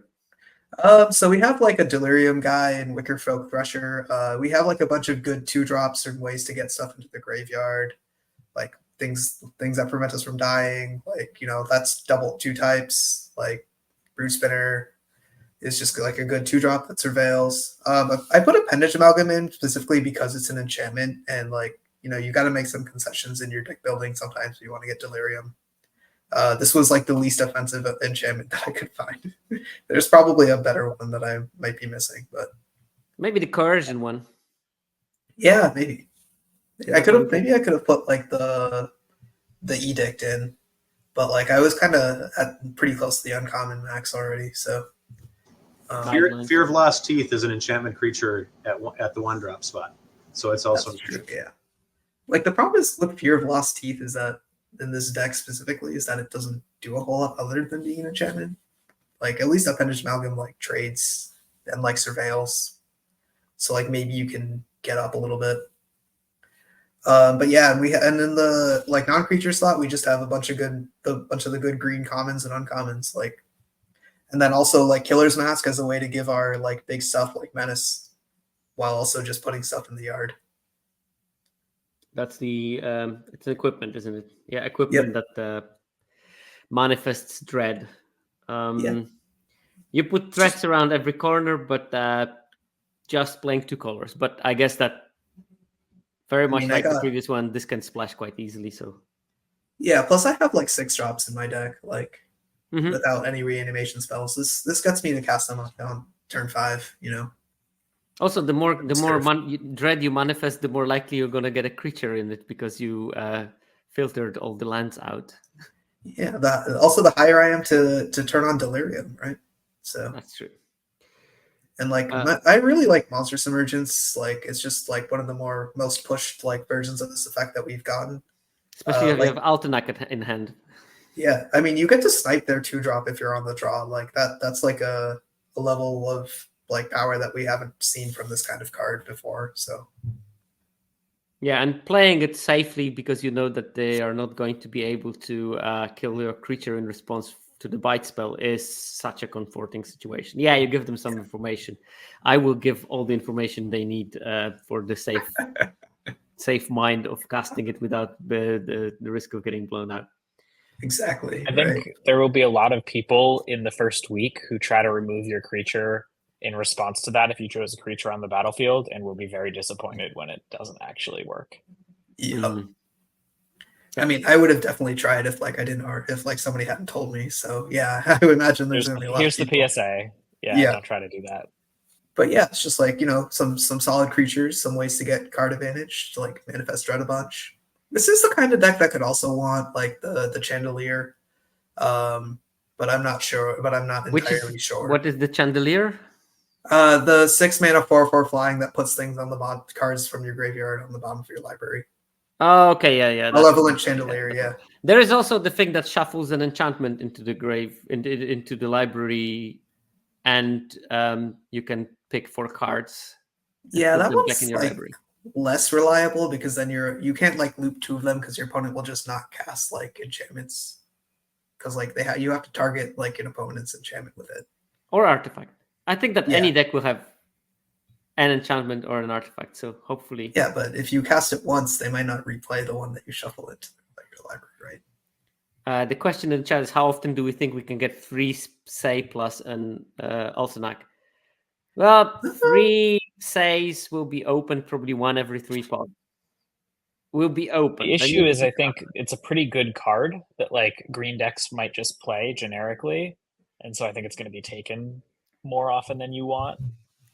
But I'm sure that Draft Chef podcast will put it as one of their bounties. I think that Altenac is definitely a card that people will want, like independently of say it's named as well. Like, I mean, it's a 9/9 card. Yeah. Well, and the most obvious path is you open Altenac, pack 1, pick 1, and then you are hunting say its names the rest of the time, right? Yeah. And maybe then prioritizing them even higher than other green drafters. True. You need 4 of these, right? I should make a mental note that I need at least 4. Probably. Yeah. Well, I want to see that in sealed. Yeah, I mean, but yeah, keep in mind, maybe open foil ones in the arena, and you have like packs with 2 say its names. Oof. You could get 12 technically, right? Oh yeah, that'd be great. Oh man. But yeah, I do want to talk a little bit generically about Delirium, in that like, so you can see I'm playing a Appendage Amalgam here because I need an enchantment. Like sometimes you just have to play like some like mediocre like artifacts or enchantments to make sure you get to like, you can get to 4 types consistently. Like like I can play Killer's Mask here, and that's like a solid-ish artifact, but like if I needed to, like I might be playing like Friendly Teddy or like or like Attack in the Box or something, like if I absolutely had to in the draft. Like if that was the only artifact I had access to, and I had more of a reason to want Delirium than just like a Wicker Folk Crusher, like, sometimes you got to do what you got to do.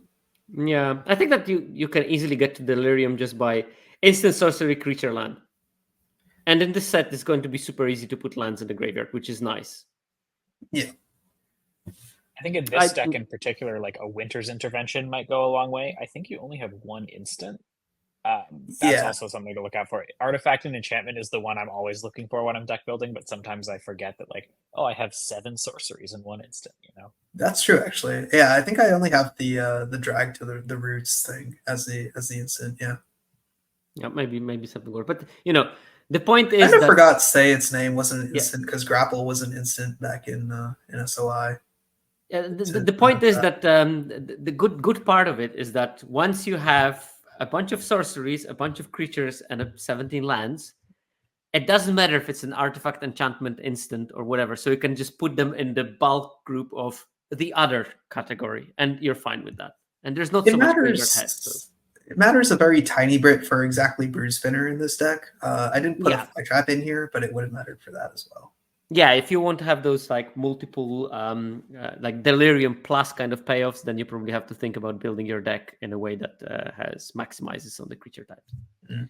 Maybe I should have gone for the Winter just for like the full meme potential, but I do want to try that out at least once. Just probably not good, but it'd be funny. You easily splash Kaito.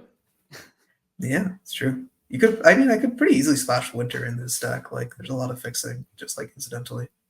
That's my version of green-black was a winter splash deck. I feel like that's going to come together a lot. I don't know if the winter payoff is worth it, but it's certainly fun. I mean, nobody else is going to want it, right? So if you're in the deck for winter, like you should be able to get it at least. I'm hoping it'll be good because it'd be fun to have a cool Delirium build around at rare that nobody else wants. All right, let's move on to the last one. Ha! And it works. Look at me. Lucky me. I drew the short straw here because I didn't have an idea about what to do with the Delirium Stompy archetype. It's advertised as an aggressive version of Delirium. And of course, there are problems with that. First problem is that aggressive deck wants to end games quickly, and Delirium wants to play long games because you need time to fill your graveyard. So obviously, in order to achieve anything with that, you need to turbo out your Delirium somehow. And I think that there are tools that allow you to do that. And hopefully we can talk you through that. So first of all, there are the payoffs for the Delirium. The signpost uncommons here, both of them have Delirium. Wildfire Wickerfolk, it's 2 mana, red-green, 3/2 haste, which is great rate. Yeah, I mean, that's like banger rate for aggressive creature. And it has Delirium. Whenever it has Delirium, it gets +1/+1 and has Trample as long as there are 4 card types in your graveyard. Obviously, you don't expect it to cast it on turn 2 and have Delirium on. That's just not going to happen. So what it is that it is a 3/2 early in the game. You just start jamming with it. And if it survives, maybe at some stage it will become a 4/3. But if it dies, it builds to your other Delirium creatures. So you just probably play it out on turn 2, attack with it, try to trade it out. You put 2 types by doing so into your graveyard. And if you draw it late into the game, it's just a 4/3 haste for 2 mana, which is just great. Beastie Beatdown, 2 mana bite spell. But if you have Delirium, you also put 2 +1/+1 counters on the creature you control that will be doing the biting.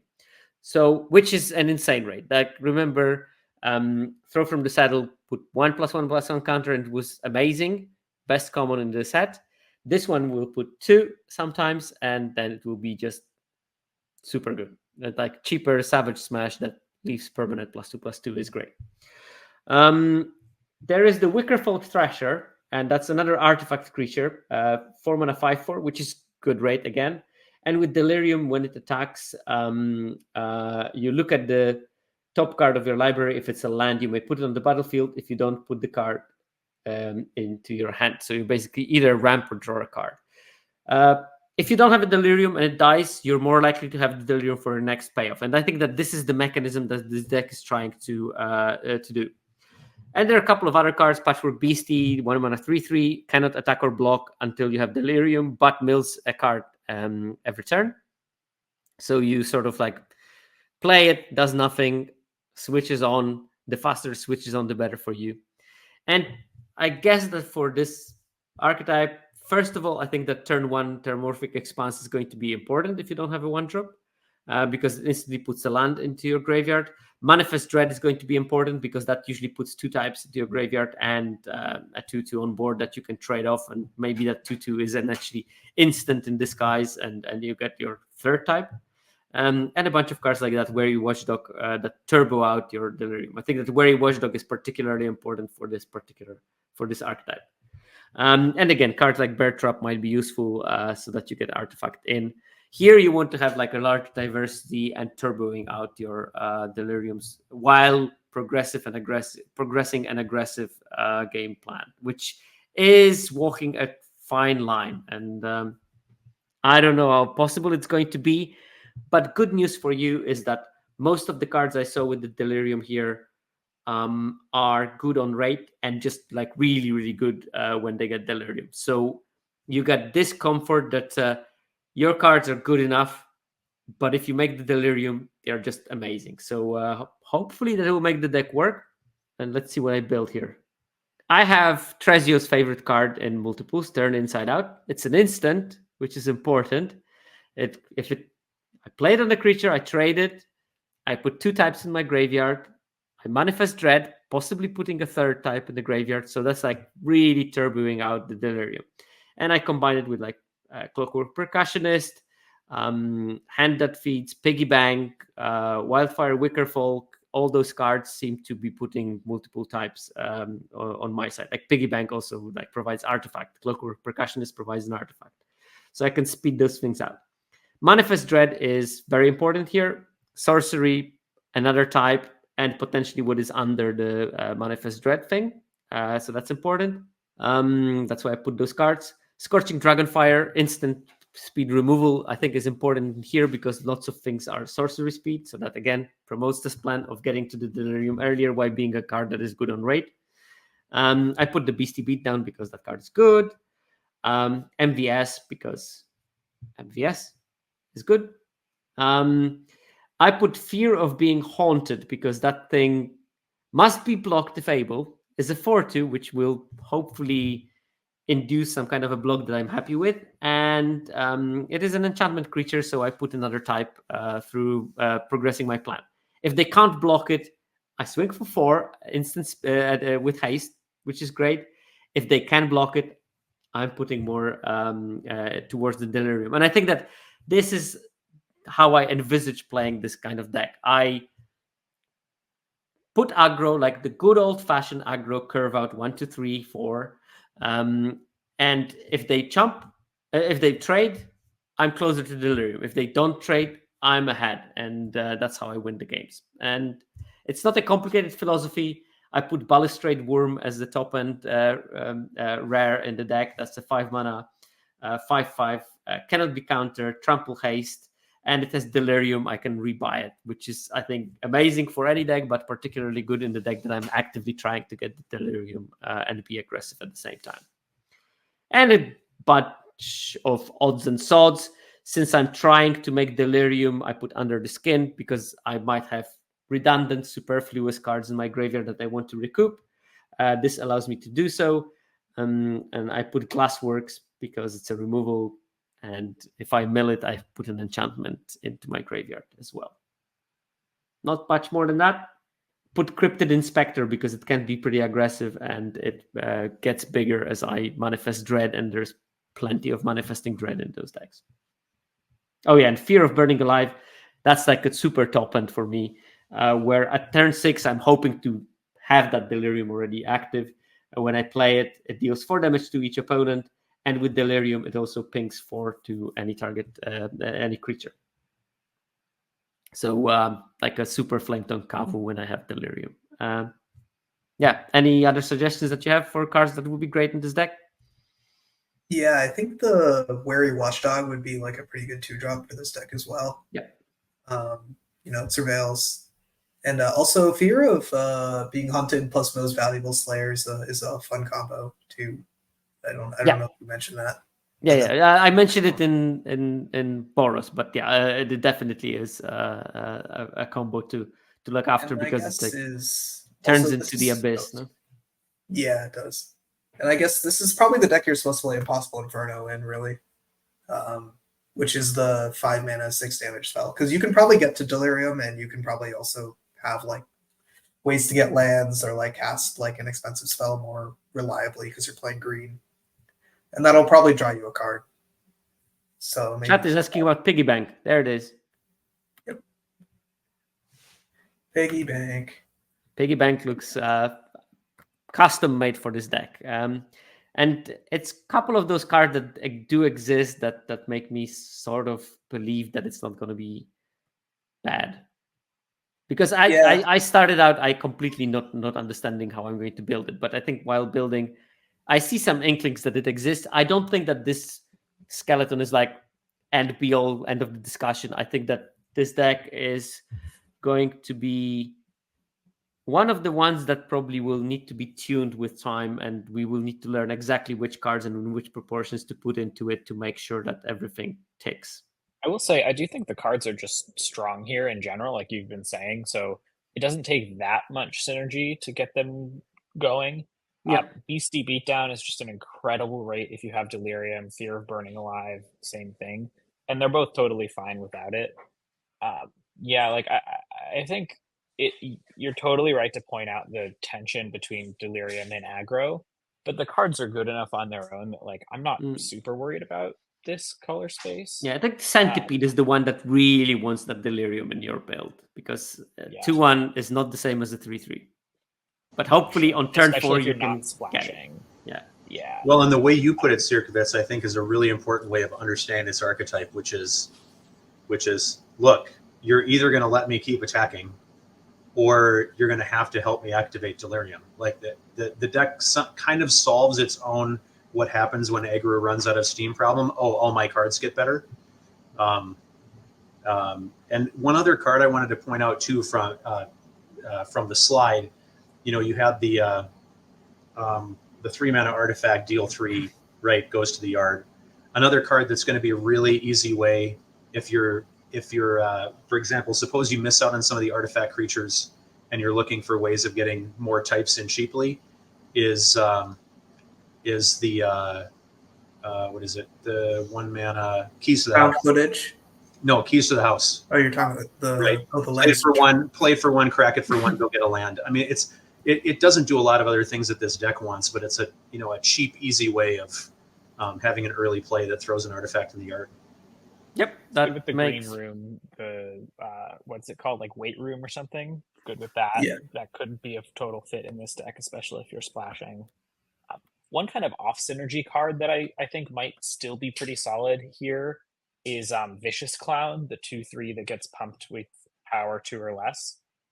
You're manifesting Dread a lot, and so that's just going to be pumped a good amount of the time. And it's like a solid rate creature. That card I still am split between it, because it shows some promise, but on the other hand, 3 mana 2/3, a bit awkward. So I'm pretty sure that there's going to be some nice curve outs in white-red when you play the 3 Gremlin card. And yeah. Oh yeah, and there's the weird rare in the Gruul space, which sort of discard a hand and then draw as many cards as you have types in your graveyard. So that might be a thing that on turn 4 you cast that, you discard 2 cards, enable Delirium, draw like 5 cards, and